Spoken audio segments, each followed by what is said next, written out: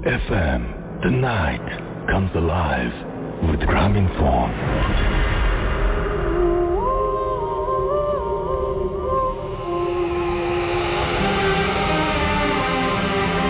চট্টগ্রাম বাংলাদেশের দক্ষিণ পূর্বে অবস্থিত কোস্টাল সিপোর্ট সিটি এবং ফিনান্সিয়াল সেন্টার। বাণিজ্যিক রাজধানী হিসেবে পরিচিত চট্টগ্রাম পাহাড়, সমুদ্র আর উপত্যকায় ঘেরা এক অপূর্ব নগরী। সীতাকুণ্ডতে পাওয়া পাথরের তৈরি অস্ত্র এবং মানুষের তৈরি পাথরখণ্ড থেকে ধারণা করা হয় নিওলিথিক সময়ে এখানে অস্ট্রো এশিয়াটিক জনগোষ্ঠীর বসবাস ছিল। তিব্বতের বৌদ্ধ ঐতিহাসিক লামা তারানাথের গ্রন্থ অনুযায়ী চন্দ্রবংশের রাজধানী ছিল এই চট্টগ্রাম। আরব ভৌগোলিকদের বর্ণনায় সমুন্দর নামের বন্দরটি যে আসলে চট্টগ্রাম এটা ধরে নেওয়া যায়। সে সময় পাল বংশের রাজা ছিলেন ধর্মপাল। পাল বংশের পর এই অঞ্চলে বেশ কিছু ছোট ছোট রাজ্যের সৃষ্টি হয়। 1517 সালে এখানে আসে পর্তুগিজ। বাণিজ্যের চেয়ে জলদস্যুতায় যাদের আগ্রহ ছিল অনেক বেশি। সুলতান কঠিনভাবে তাদের দমন করে যান, কিন্তু আফগান শাসক শের শাহ বাংলা আক্রমণ করতে চাইলে হোসেন শাহ ভীত হয়ে পর্তুগিজদের সাহায্য চান। বিনিময়ে পর্তুগিজরা চট্টগ্রামে বাণিজ্য কুঠি নির্মাণ করে। এছাড়াও এখানে আসে আরাকান, মুঘল ও ইংরেজ। জানা যায় আরাকানের চন্দ্রবংশীয় রাজা সুলা তাইংসান্দওয়া 953 সালে বাংলা অভিযানে বের হন, কিন্তু কোনো এক অজানা কারণে তিনি চট্টগ্রাম অতিক্রম না করে সীতাকুণ্ডতে একটা স্মৃতিস্তম্ভ নির্মাণ করেন। এই শিলালিপিতে লেখা হয় চৈত গঙ্গ, যার অর্থ যুদ্ধ করা অনুচিত। আরাকান পুঁথি থেকে জানা যায় এরপর থেকেই এই এলাকার নাম হয় চেত্তগং। কালক্রমে চাটিগ্রাম, চাটগা, চট্টগ্রাম, চিটাগং নামের উৎপত্তি। এখন বুঝতে পারছেন চট্টগ্রামের গল্প শুরু হলে আর শেষ হবে না। কোনো কোনো গল্প হয়তো শুরু করাও যাবে না। কোনো এক অজানা কারণে সেই কারণ খোঁজাও হয়তো নিষিদ্ধ। হ্যাঁ, এমনই রহস্যের ইতিহাসে ঘেরা চট্টগ্রাম পর্যটকের চোখে নয়। একদিন খুব ভোরবেলা ঘুম ভেঙে এই শহর দেখতে বের হলে বুঝবেন এর শ্যাওলা ধরা দেয়ালে, পাহাড়ের নিস্তব্ধতায়, সমুদ্র সৈকতে কত কত গল্প লেখা। কেউ ঘুম ভেঙে ওঠার আগেই দেখার মতো করে দেখতে পারলে হয়তো পড়েও ফেলতে পারেন দু একটা গল্প। নয়তো খুব রাতেই শহরে জোনাকের মিছিল থেমে গেলে হঠাৎ দেখে ফেলতে পারেন দূর আকাশে খসে পড়া তারার মতো কাউকে। রহস্যময় আগুনের কুণ্ডলী বলে যাকে সবাই। আর মৎস্যকন্যা, সে গল্প শুনতে হলে যেতে হবে জেলে পাড়ায়। আপাতত এই শহরের ভয় যত, জেনে নিন তাদের। চলুন শুনে আসি চট্টগ্রামের গা ছমছমে কিছু সত্যি সত্যি গল্প। আমাদের সাথে আছেন এবং একটু আপনারা শুনলেন আজ তোমার কাছে এই চট্টগ্রাম নিয়ে, চট্টগ্রামের ছোট্ট একটা হিস্ট্রি এবং তোমার একটা ঘটনা রয়েছে, সেটা আমরা কিছুক্ষণ পরে শুনবো। যাই হোক, আজকে আমরা চট্টগ্রামে এবং আমাদের হসপিটালিটি পার্টনার এবং ফুড পার্টনার হচ্ছে মেরিডিয়ান হোটেল অ্যান্ড রেস্টুরেন্ট। আমরা তাদের কাছে কৃতজ্ঞতা জানাই। তো আমার যেটা মনে হয় যে শুরু থেকে জানি যে কিভাবে আমাদের SMS করবেন, কিভাবে আমাদেরকে ইমেইল করবেন, সেই নিয়মগুলো একটু জানিয়ে দিই। আমাদেরকে ইমেইল করতে চাইলে মোবাইলের মেসেজ অপশনে গিয়ে টাইপ করুন ফুর্তি, FORT স্পেস দেখুন আপনার নাম, স্পেস দিয়ে আপনার মেসেজ পাঠিয়ে দিন 40 নাম্বার। আমাদের ইমেইল করতে চাইলে আমাদের ইমেইল অ্যাড্রেস হচ্ছে bhutfm@freefruity.fm, which is BHWTFM@radio.fm। আপনার নাম, ঠিকানা এবং ফোন নাম্বার সহ আপনার জীবনে ঘটেছে বা আপনার জানা সেরা ঘটনা লিখে পাঠিয়ে দিন আমাদের কাছে। ঘটনার শুরুতে অবশ্যই উল্লেখ করুন যে ঘটনাটি আপনি স্টুডিওতে শেয়ার করতেছেন, নাকি আপনি চান যে আপনার ঘটনাটা আপনার পড়ে শোনায়। আর যারা দেশের বাইরে রয়েছেন তারা তো ইমেইল বা সরাসরি আমাদেরকে ইমেইল করে দিতে পারেন আপনাদের অডিও ক্লিপটি, আমরা সেটা প্রচার করে ফেলবো। নেক্সট ফ্রাইডেতে আমরা যাচ্ছি ময়মনসিং, সুতরাং যারা রয়েছে তারা বেশি করে ঘটনা পাঠান আমাদেরকে এবং আমরা ময়মনসিং যারা আছেন তারা অনেকেই আমাদের বলছে যে ময়মনসিং এ আসেন। অলরেডি সেখানকার ফ্যান ক্লাব মেম্বার আমাদের জানিয়েছেন যে আসেন, অলরেডি তারা ফর্ম করেছেন বেশ কয়েকটা ফ্যান ক্লাব। চট্টগ্রামেও হয়েছে বেশ কয়েকটা ফ্যান ক্লাব, সেটার ব্যাপারে আমরা শোয়ের শেষের দিকে জানবো। আমাদের ফেসবুকে গিয়ে আজকে চট্টগ্রামে যারা অংশগ্রহণ করছে, চট্টগ্রাম মেডিকেল কলেজ, তারপর নর্দার্ন ইউনিভার্সিটি, তারপর এখানে আরো অনেকেই আছেন, লোকাল অনেকে রয়েছেন, তারা সবাই আছেন। তাদেরকে দেখতে চাইলে আপনারা ফেসবুকে www.facebook.com/রেডিওফ্রিকোয়েন্সি এবং www.facebook.com/bhutafm.asal এই অ্যাড্রেসে আমরা চলে যাব এখন কথা না বাড়িয়ে আমাদের প্রথম অতিথির কাছে। এবং প্রথমেই একটা ঘটনা, একটা স্বপ্ন নিয়ে একটা ঘটনা, সেই স্বপ্নের ঘটনাটাই আস্তে আস্তে খুব জটিল হয়ে ওঠে। শুনি আমরা শাহরিয়ারের কাছ থেকে। শাহরিয়ার, আপনার বাসাটা কোথায় এবং আপনি কোথায় থাকেন চট্টগ্রাম শহরে, যদি আমাদেরকে একটু বলতেন। ধন্যবাদ নাজমু ভাই আমাকে সুযোগ করে দেওয়ার জন্য। আসসালামু আলাইকুম, হ্যালো লিসনার্স। আমি শাহরিয়ার হোসেন, চকবাজার, চট্টগ্রাম সরকারি Haji Mohammad Mohsin College, inter second year. Okay, আমরা চলে যাই ঘটনায়। ভাইয়া, আমি আজকে যে ঘটনাটা শেয়ার করতে যাচ্ছি সেটা আমার সাথেই ঘটে যাওয়া একটা ঘটনা। 2011 সালের দিকে, 2011 সালে তখন আমি জ্যাস এক্সাম দিচ্ছি, জ্যাস এক্সাম চলতেছে তখন। তো ফার্স্ট আমার ঘটনা বলার আমার বাড়ির বিবরণটা দেওয়া দরকার। ঠিক আছে, আমার বাড়ির বিবরণটা হলো আমার দুটো অবস্থা বাড়ি, ডুপ্লেক্স বাড়ি, 4 ফ্ল্যাট বিশিষ্ট একটা বাড়ি। আচ্ছা, 4 ফ্ল্যাটের নিচে 2 ফ্ল্যাট, উপরে 2 ফ্ল্যাট। উপরের ফ্ল্যাটের বাম পাশে থাকতাম আমি, অর্থাৎ আমরা থাকতাম, আমাদের ফ্ল্যাটে থাকতো, আর 3টা ফ্ল্যাট রেন্ট দেওয়া, ভাড়া দেওয়া। তো রাসেল ভাই, যখন আমার পরীক্ষা চলছে, আমি আগে বলতেছি, পরীক্ষা চলাকালীন সময় আমাদের বাসায় কি হলো, আমার দোতলায় আমাদের ডান পাশে আমাদের পাশের ফ্ল্যাটে নতুন ভাড়াটি আসলো। তো ভাড়াটি আসার পর 8 দিন চলে গেল নর্মালি, খুব ওনারা দুজন হাজব্যান্ড ওয়াইফ। তো আমরা একদিন 8 দিন পর রাত্রে আমি আর আমার খেতে বসলাম। রাত্রে আমরা গল্প করে করে খাচ্ছিল, ডিনারটা শেষ করতেছিলাম। তো হঠাৎ আমরা শুনতে পেলাম বিকট শব্দ, বিকট একটা শব্দ শুনতে পেলাম। আচ্ছা, তো শব্দটা ফার্স্টে আমরা করার চেষ্টা করছি, ফার্স্টে একটা শব্দ আসতে পারে। তো শব্দটা কন্টিনিউস 3-4 বার হলো, অর্থাৎ 5 মিনিট ধরে কন্টিনিউসলি চলছিল। তখন আমরা বললো তুই বাইরে দেখে আয় কি হচ্ছে।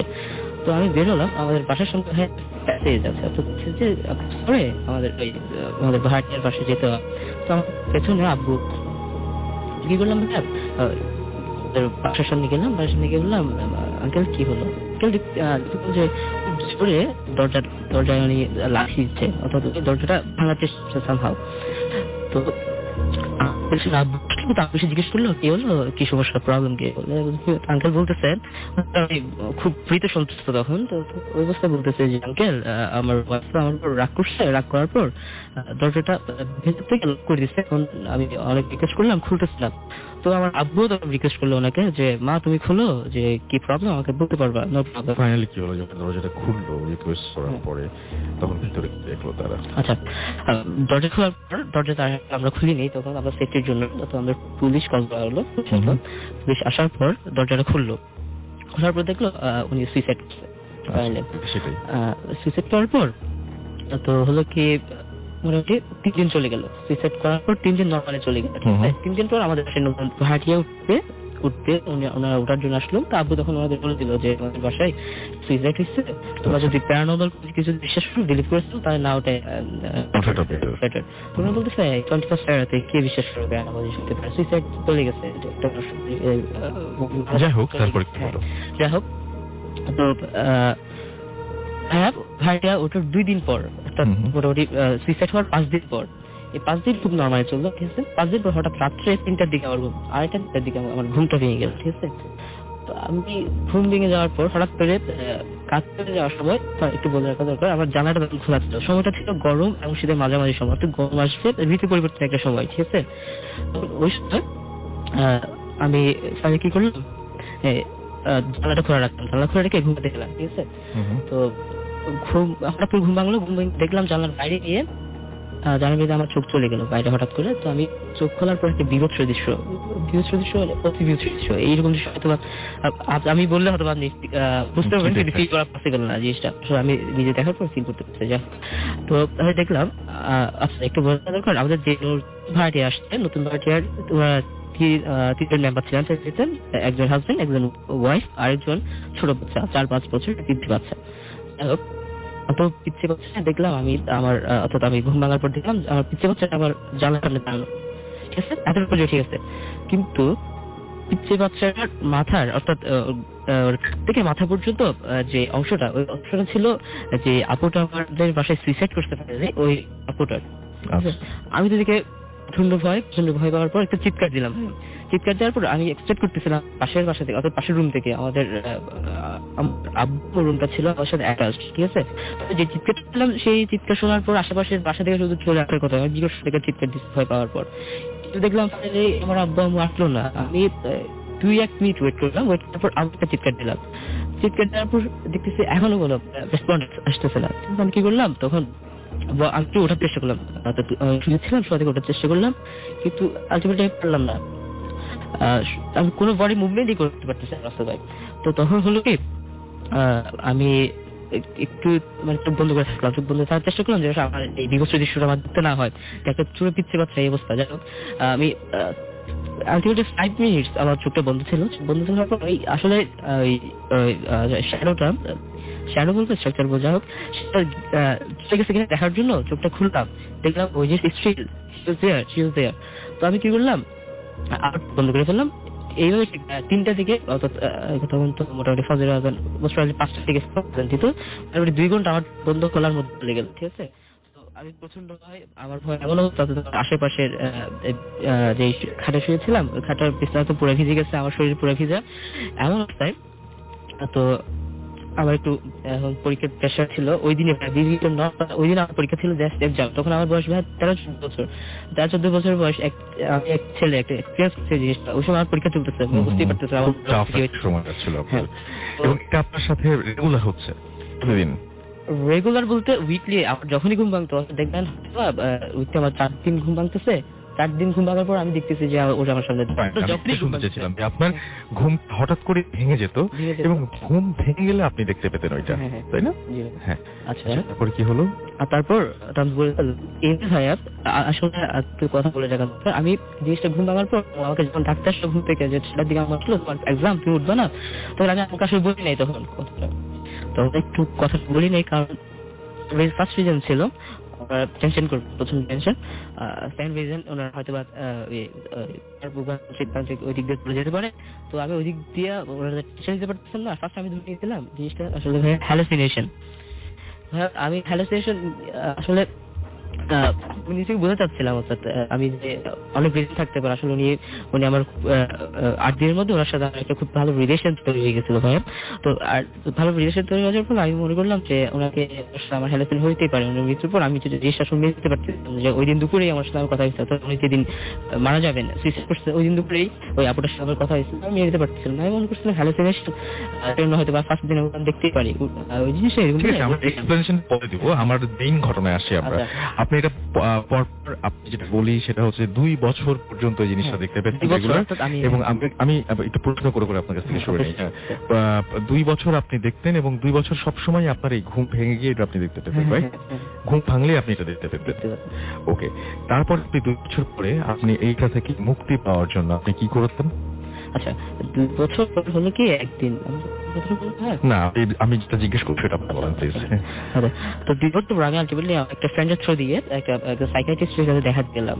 পাশে কিছু বলিনি, দেখাতে গেছিলাম। দেখানোর পর দেখাতে যাওয়ার পর উনি আমাকে ফার্স্টে আমার কথা বলতে চাইলেন, বলে তুমি সবকিছু বলো। তখন আপনি তাকে সবকিছু বললেন, আপনারই বলতে বললেন। ঠিক আছে, আমি বললাম। বলার পর বললেন ঠিক আছে, তুমি হ্যালুসিনেশন হচ্ছে তোমার, তুমি ভাব করছো আমার কাছে আসছো। উনি সাইকিয়াট্রিস্ট ছিলেন, সাইকিয়াট্রিস্ট, খুব নাম করা সাইকিয়াট্রিস্ট। উনি কিন্তু ঢাকায় 2 দিন চেম্বার করার জন্য আসতেন, ঠিক আছে। তো হলো কি, উনি করলেন যে আমাকে বললেন প্রেসক্রাইব করে দিন কিছু, কিন্তু ওষুধের নাম প্রেসক্রাইব করে দিলেন যে তুমি এইসব ওষুধ খাবা, মেডিটেশন করার চেষ্টা করবা। তো আমি ওনার ইসলামরা থেকে চলে আসার পর আলটিমেটলি 2 দিন পর আমি 2 দিন কন্টিনিউয়াস ওনার ওষুধ চালিয়েছে, তারপর মেডিটেশন করার চেষ্টা করছি 2 দিন পর আলটিমেটলি ওনাকে ফোন দিলেন। আচ্ছা, উনি না একটা ফোন আসছে, বললাম কে? বলতেছেন যে আমি ডক্টর, আমার নামটা বোঝা যাচ্ছে না। তো তুমি আমার সাথে দেখা করতে পারবে? আমি বলতেছি স্যার আজকে দেখা করা পসিবল না, আজকে সকালে আসি। বলে ঠিক আছে, নো প্রবলেম, তুই কালকে সকালে চেম্বারে থাকবো, ঠিক আছে। দেখা করতে গেলাম ওনার সাথে। তো উনি দেখা করতে যাওয়ার পর উনি আমাকে বলতেছেন আচ্ছা তোমার ঘটনাটা আমাকে আরেকটু ক্লিয়ার করে বলবো, আসলে তোমার স্ট্রাকচারটা কিরকম ছিল? আমি কি বললাম ওনাকে এই স্ট্রাকচারটা ছিল, তোমার চেয়ার তখন দেখতে একটু বেশ হয়ে গেল। ফাইনালি আলটিমেটলি আমার যে কথাটা বললো সেটা আমার জন্য ছিল খুবই খুবই খুবই ভয়ঙ্কর একটা জিনিস। উনি দেখতে পেতেন প্রত্যেকদিন রাতে, অর্থাৎ আমার সাথে দেখা করার পর উনি দেখতে পেতেন প্রত্যেকদিন রাতে, অর্থাৎ গত 2 দিন ধরে 2 রাতে ঠিক ওই আমার বর্ণনা অনুযায়ী যে স্ট্রাকচারটা ছিল ওই স্ট্রাকচারটা ওনার ব্যাডের পাশে দাঁড়ানো থাকতো। দিন দেখলেন দাঁড়ানো থাকতো, একদিন ওনার পাশেই বসা। তো আলটিমেটলি ভয়ে ছিলেন, খুবই ভয়ে, ঠিক আছে, স্বাভাবিক একটা মানুষ। উনি 12 বছর ধরে সাইকিয়াট্রিস্ট হিসেবে কাজ করতেছেন, প্লাস আমার মতো অনেক হ্যান্ডেল করতেন।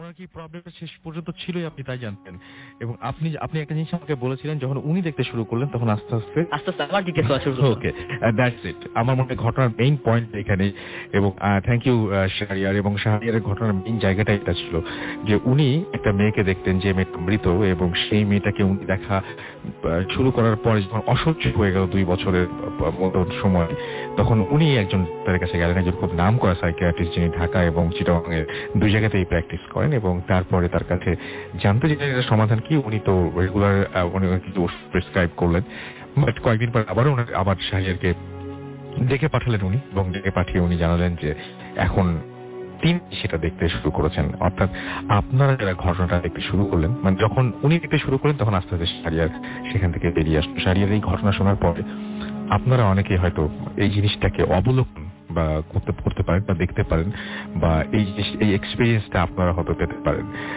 আমি অনেকদিন একটা মুভি দেখেছিলাম রিং নামে, এবং সেখানে একটা ফুটেজ থাকে, সেই ফুটেজটা যে দেখে সে কয়েকদিনের মধ্যে মারা যায়।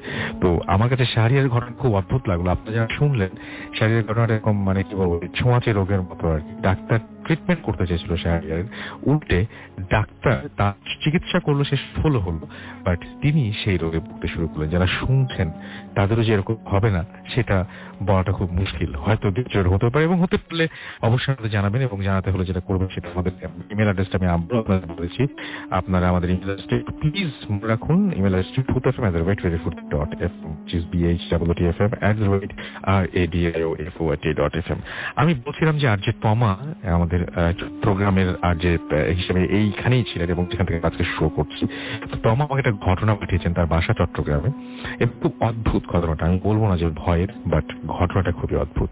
আমি সেই ঘটনাটা আপনাদের পড়ে শোনাচ্ছি। তমা আমাকে টেক্সট করে পাঠিয়েছেন ঘটনাটা, কালকে উনি নিজেই ভয়েস দিতে চেয়েছিলেন, পরে সিক যাওয়ার কারণে দিতে পারেননি, বাট আমরা শুনছি সেটা। আমি জাস্ট হুবহু পড়ে শোনাচ্ছি। কথা বলছি এই যে গাছটাকে নিয়ে, সেই গাছটির নাম খিরমি গাছ। অন্য কোনো নাম আছে কিনা জানি না। এই গাছ বাংলাদেশে কি 3টা আছে, কিন্তু এর মধ্যে যেটা আমাদের গ্রামে, ওইটার শুধু ফল হয়। আমাদের গ্রামের নাম বারুকুণ্ড, সীতাকুণ্ড থানায় পড়ে এই গ্রামটি। এই ফলটা অন্যান্য ফলের মতন না, ভীষণ মিষ্টি, ভেতরটা পুরো দুধে ভর্তি। সবাই এই গাছটাকে অনেক স্পেশাল মনে করে, আর মনে করতো যে আর খুব মেনে চলতো, মানতো, খুব শ্রদ্ধা করতো বলে এই গাছটির নিচে দুধ ঢালে। এখনো গরুর বাচ্চা হলে প্রথম দুধটা ওই গাছের নিচে সবাই দিয়ে আসে। আরেকটা মিথ আছে এই গাছটাকে। এই গাছটায় আমাদের ফ্যামিলির যিনি প্রথম নিয়ে এসেছিলেন তিনি নিয়ে এসেছিলেন ইরান থেকে, এবং এই গাছটা এখানে রোপণ করেছিলেন আর এখানে বসবাস শুরু করেন। তাই বলা হয় এই গাছের কোনো ডাল মরে ভেঙে গেলে আমাদের ফ্যামিলির কেউ না কেউ মারা যাবে, এবং কখন যদি গাছের ডালটা পড়ে যায় তাহলে আমাদের ফ্যামিলির কেউ আর বেঁচে থাকবে না, মানে পুরো যদি গাছটা পড়ে যায়, ফ্যামিলির লাস্ট মানুষটাও থাকবে না। ঘটনাটা 1954-55 সালে। আমার ফুপির বয়স তখন 18-19। বিকেলবেলা আসর পরে সব বোনেরা মিলে খিরমি গাছ নিচে ঘুরতে গেছেন। আমার ওই ফুপির চুল অনেক লম্বা এবং ঘন ছিল। ওনারা মাগরিবের আগে আগে বাড়িতে ঢুকে গেলেন, এবং বাড়ির এরপর মাগরিব পরে যখন চুল আঁচড়াচ্ছিলেন আর চুলের চুল বাঁধার চেষ্টা করছিলেন, তখন হঠাৎ ওনার মাথা জ্বলে যাচ্ছিল এবং উনি মাথা ঘুরে সেন্সলেস হয়ে পড়ে যাচ্ছিলেন। এরপর যখন বারবার এমন হচ্ছিল মনে হচ্ছে, তখন একজন হুজুরকে ডেকে নিয়ে আসা হয়। হুজুর এসে বুঝতে পারেন কোন একটা সমস্যা হচ্ছে চুল বাঁধা নিয়ে। তো উনি বললেন আজকে রাতে চুল না বেঁধেই থাকতে। পরে রাতে হুজুর স্বপ্ন দেখলেন কেউ একজন যাকে দেখা যাচ্ছে না, তিনি কিছু অস্পষ্ট গলায় তিনি বলছেন ফুপ্পির কথা। উনি বললেন যে আমি গাছের দিন, আমার বয়স প্রায় 400 বছর। ফুপির নাম ধরে তাকে বললেন যে ওর চুল অনেক সুন্দর, ওর খোঁড়া চুলে বাইরে যাওয়াটা ঠিক হয়নি, অন্য কোনো জিন হলে হয়তো বা বিরাট কোনো ক্ষতি করতো, আমি শুধুমাত্র একটা আঙুল দিয়ে চুলটাকে ছুঁয়েছি, কিন্তু এই ফলে ও কোনো চুল বাঁধতে পারবে না, এছাড়া তার কোনো সমস্যা না। ফুপি কখনো চুল বাঁধতে পারেনি, এখন যতবারই চুল বাঁধার চেষ্টা করেছেন প্রত্যেকবারই ওনার মাথা জ্বলে পুড়ে মাথা ঘুরে পড়ে গেছেন। এবং জায়গাটা চিটাগং শহর থেকে দূরে না, বারবকুণ্ডু চিটাগং শহরে যাওয়ার সময় চিটাগং মধ্যে পড়ে থানায়। এবং এই জায়গাটায় আমরা বললাম না যে ঘোরার জন্য আপনারা অনেক সময় সমুদ্র দেখতে যান, এই জায়গাটা চিটাগং শহর অদ্ভুত একটা সুন্দর শহর, এবং আমরা এই সময় পেলে হয়তো এখান থেকে কক্সবাজার চলে যাই। কিন্তু সীতাকুণ্ডেও দেখার মতন অনেক কিছু আছে। আমরা কিন্তু আজকের ডকুমেন্টারির শুরুতেই বলেছিলাম যে সীতাকুণ্ডে এসে হঠাৎ করে থেমে গিয়েছিলেন, হচ্ছে আমি নাম ভুলে গেলাম, তো উনি থেমে গিয়েছিলেন, উনি আচ্ছা আরাকান যে শাসক তিনি, এবং তিনি বলেছিলেন যে সামনে তিনি এগোননি, এবং ওইখানে তিনি একটা স্কাল্পচার তৈরি করেছেন এবং ওখানে বলেছিলেন যে যুদ্ধ করা ঠিক হবে না, এরকম কিছু একটা আর কি। তো ব্যাপারটা সীতাকুণ্ড নিয়ে এরকম রহস্য ঘেরা অনেক কিছুই রয়েছে, আপনারা চাইলে এই গাছটা ভিজিট করতে পারেন। গাছটা এখন রয়েছে এবং এটা কিন্তু সত্যি যে তোমাদের যখনই এই গাছের কোনো ডাল ভেঙে পড়ে তখন ফ্যামিলি কেউ মারা যায়। আমরা একটা ছোট্ট বিরতিতে যাবো এবং বিরতির আগে আপনাদের আরো একবার জানিয়ে দিই যে আমাদের এখানে এসএমএস পাচ্ছি অনেক। নাসিম চিটাগং থেকে লিখছেন, ক্যান্টনমেন্ট থেকে ফার্স্ট স্টোরিটা দারুণ, অয়ন আমাদেরকে লিখছেন অনেকদিন পর তিনি শুনছেন। শেখ আমাদের সাথে বলছেন যে ঘটনা রয়েছে। জ্যাকলিন আমাদের নাটোর থেকে লিখছেন, মাহি আমাদের লিখছেন, আচ্ছা অনেকে লিখছেন সাউন্ডের একটু সমস্যা হচ্ছে, আমরা এটা সলভ করার চেষ্টা করছি। সবুজ আমাদের লিখছেন তিনি এখনো ক্লিয়ার শুনতে পাচ্ছেন, এটা তিনি জানিয়েছেন, আমরা চেষ্টা করছি ঠিক করার জন্য। মুনতাসির এবং তার ওয়াইফ উইশ তারা ভূত এফএমের সাথে আছেন, ভালো লাগছে আপনি জানিয়েছেন। এছাড়াও দেখতে পাচ্ছি অনামিকা, সাদিয়া সহ আরো অনেকে আমাদের সঙ্গে রয়েছেন। আমরা নেক্সট ফ্রাইডেতে আমরা যাচ্ছি ময়মনসিং, সুতরাং ময়মনসিং যারা রয়েছেন তারা আমাদেরকে ইমেল করুন bhutfm@radio50.fm এই অ্যাড্রেসে। আমাদের ফেসবুকের অ্যাড্রেস হচ্ছে www.facebook.com/radio50 এবং www.facebook.com/bhutfm.raffle। এখানে গিয়ে আপনি লাইক দিন, কমেন্ট করুন এবং আমাদের ভিডিওগুলো দেখুন আজকের গেস্টদের। আমরা যাচ্ছি একটা ছোট্ট বিরতিতে, বিরতির পরে আবারও ফিরে আসবো। সেই পর্যন্ত আমাদের সঙ্গে থাকুন। Stay tuned to Radio 50 and don't stop the 50. Bhoot FM. The night comes alive with Graminphone.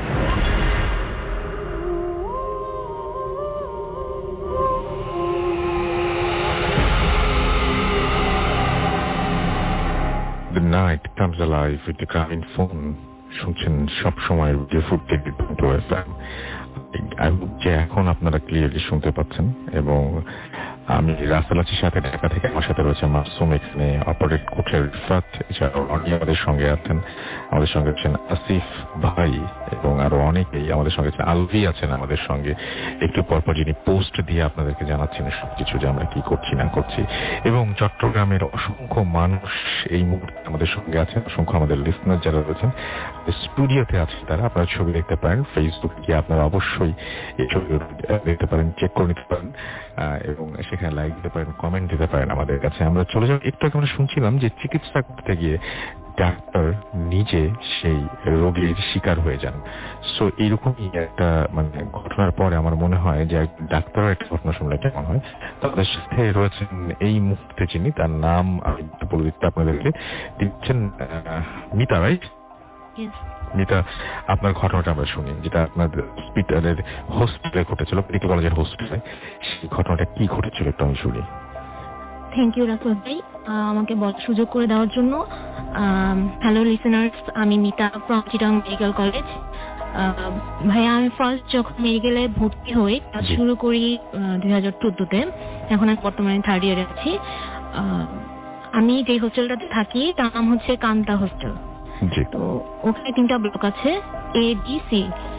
আমি সি ব্লকের কথা বলবো কারণ আমি ওখানে থাকি। ফার্স্ট যখন আমি যাই তখন আমার ব্লগ সম্পর্কে অনেক হন্টেড হরর কিছু কাহিনী আমি শুনি, বাট আমি নেভার এখানে বিলিভ কখনোই করতাম না, বিকজ আমার কাছে এগুলো মনে হতো যে এগুলো কখনো পসিবল না, কারণ আমি কখনো এক্সপিরিয়েন্স ছিলাম না। তো অনেক কাহিনী আমি উড়িয়ে দিতাম হেসে যে না এটা হতে পারে না, আর সব কাহিনী পিছিয়ে আমি কিছু যুক্তি বের করতাম, এর জন্য আমি রিল্যাক্স থাকতাম। তো আমি থাকি টপ ফ্লোরে, তো ছাদে মাঝে মাঝে আমাদের মনে হয় যে এক সাইড থেকে আরেক সাইডে কেউ একজন দৌড়ে যাচ্ছে।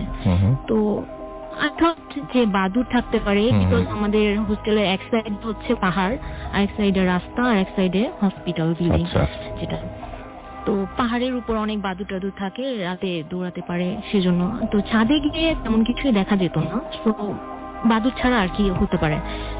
আমি যখন 2014-তে কিছু মাস কেটে যায়, আমার একটা অভ্যাস আছে, রাতে চা খাওয়ার অভ্যাস আছে। তো আমি ছাদে মাঝে মাঝে মন খারাপ হলে ছাদে চা নিয়ে চলে যেতাম। আমি হেডফোনে গান শুনতাম, অনেক পছন্দ করি যেটা, ছাদে চা খেতে যেতাম। তো অ্যাজ ইউজুয়াল নভেম্বরের লাস্টের দিকে একটু শীত পড়া শুরু হয়, তো ওই টাইমে আমি ছাদে যাই। ছাদে গিয়ে আমাদের ছাদের ডিরেকশনটা এরকম ওয়ান ওয়ে, মানে কেউ ঢুকবে বা বের হবে এন্ট্রি জাস্ট ওয়ান ওয়ে। আমি এমন একটা পজিশনে বসেছিলাম যে কেউ যদি ছাদে ঢুকে আমি তাকে দেখতে পাবো, আবার কেউ যদি ছাদ থেকে বের হয়ে যায় আমি তাকেও দেখতে পাবো। তো আমি যখন ছাদে যাই তখন আমি রেলিং এর কাছে একটা আপুর অবয়ব দেখি, যেহেতু কুয়াশা ছিল তো আমি খেয়াল করিনি, আমি জাস্ট ধরে নিয়েছিলাম আমার মতোই কেউ একজন এসে জাস্ট টাইমটা পাস করছে বা ফোনে কথা বলছে, এই টাইপ। আমি স্পষ্ট কিছু দেখিনি। তো আমি আমার মতো গান শুনে যাই, চা শেষ করতে আমার তখন বাজে মেবি 2টা। তো হঠাৎ আমি রেলিং এর দিকে আবার তাকাই, আমি আপুটাকে দেখতে পেলাম না। হঠাৎ আমার মনে হলো যে আপুটা যদি যায় আমার সামনে দিয়ে আমার ক্রস করে যেতে হবে, বাট আপুটা এখন কোথায় গেল। হঠাৎ করে আমার টেনশন হলো যে আপুটা কি সুইসাইডাল কোনো অ্যাটেম্প্ট নিচ্ছে, কারণ আমার এসব হরর বিলিভ হতো না। তো আমি রেলিং এর কাছে দৌড়ে যাই যে আপুটা কি ছাদ থেকে লাফ দিচ্ছে কিনা। ওই সাইডটা ছিল পাড়ের সাইড। আমি উকি মারি আমি কিছু দেখি না। আচ্ছা, আমি আবার ছাদে চারিদিকে খুঁজি যে আপুটা কোথায় গেল। আমি তো স্পষ্ট 2-3 বার দেখেছি যে আপুটা এখানে দাঁড়িয়ে কিছু একটা করছে, হয় ফোনে কথা বলছে, নাহলে টাইম পাস করছে। তো যখন আমি আবার ছাদে খোঁজা শেষে আবার রেলিং এর কাছে গিয়ে ব্যাক করে পাহাড়ের দিকে তাকাই, আমি দেখি যে আপুটা বসে আছে এবং আমার দিকে এক দৃষ্টিতে তাকিয়ে আছে। ও মাই গড। আমি জাস্ট মনে করেছিলাম হয়তো এটা আমার ভিজুয়াল হ্যালুসিনেশন হচ্ছে অনেক রাতে আমি থাকার কারণে। তো আমি অন্যদিকে তাকিয়ে নিজেকে কন্ট্রোলে নিয়ে আসলাম। কন্ট্রোলে আনার পর আমি আবার তাকাই এবং সেম দৃশ্যটা রিপিট হয়। উনি আমার দিকে এক দৃষ্টিতে তাকিয়ে আছে এবং ফেসটা আমার কাছে আননোন। আমি পর্যন্ত কোনোদিন এই ফেসে কাউকে হোস্টেলে দেখিনি। দেন আমি থান্ডার্ড হয়ে যাই, জাস্ট থান্ডার্ড। আমার হাত পা কাঁপতে থাকে, আমি ব্যাক করার জন্য ঘুরে যাই, আমি গেটের দিকে পা বাড়াই, বাট আমি গেটের দিকে তাকাতেই দেখে আপুটা গেটের এন্ট্রিতে বসে আছে এবং সেম ভাবে আমার দিকে তাকিয়ে আছে। আমি জাস্ট ওখানেই সেন্সলেস হয়ে যাই এবং সকালে কখন আমার ফ্রেন্ড এসে আমাকে নিয়ে গেছে আমি কিছু জানি না। এরপর থেকে আমি আর কখনো ছাদে যাই না। Thank you very much. Thank you very much Mitali. Mita, আপনার নাম কি মিতালি? না, আমার নাম মাকসুদা হক মিতা। মিতা, আচ্ছা। মিতালি বলেছেন ফেসবুকে, একজনের সাথে ভুল গেছে মিতা। আচ্ছা, বলতাম রক্স লিখেছেন চমক চ্যাম্পিয়ন, এছাড়াও দেখতে পাচ্ছি সিকান্দার শেখ আমাদের লিখেছেন ভালো হচ্ছে, সবাই প্রশংসা করেছেন। বুলবুল আমাদের এখানে আছেন ফেসবুকে, আমাদের এখানে রয়েছেন মুক্তা, এছাড়াও সুষময়, এছাড়াও আরো অনেকে দেখেছে, রিবন, আতিক চৌধুরী, সুহেল জামানদার, এছাড়াও জহুরুল ইসলাম সহ আরো অনেকে আমাদের সাথে। কলকাতা ইন্ডিয়া থেকে রয়েছেন আমাদের সাথে দেবাস্মিতা, এছাড়াও অভিক আমাদের সাথে রয়েছেন, অবি রয়েছেন আমাদের সাথে, সুমন, শুভ্রদেব, আদিব, মালিয়া, আনিশা এবং শোভন, সে নাকি আমাদের বিগ ফ্যান। শোভন, এবং আমার মনে হয় যে আমাদের এইখানে এখন এই মুহূর্তে উপস্থিত আছেন জেফরান, যিনি আসলে এই নামগুলো আমাকে জানিয়েছিলেন, যারা রেগুলার আমাদের সাথে শোনেন। তো আমরা এখন জেফরানের কাছে সরাসরি তার ঘটনা শুনতে যাবো। যেহেতু সময় কম, এসএমএস পড়তে পারছি খুবই কম, এবং আমরা খুব দ্রুত জেফরানের ঘটনাটা শুনে আসবো। থ্যাংক ইউ রাসেল ভাই। কিন্তু আপনি তো ইয়েতেই থাকেন, পড়াশোনা হ্যাঁ, করছেন ওইখানে, রাইট?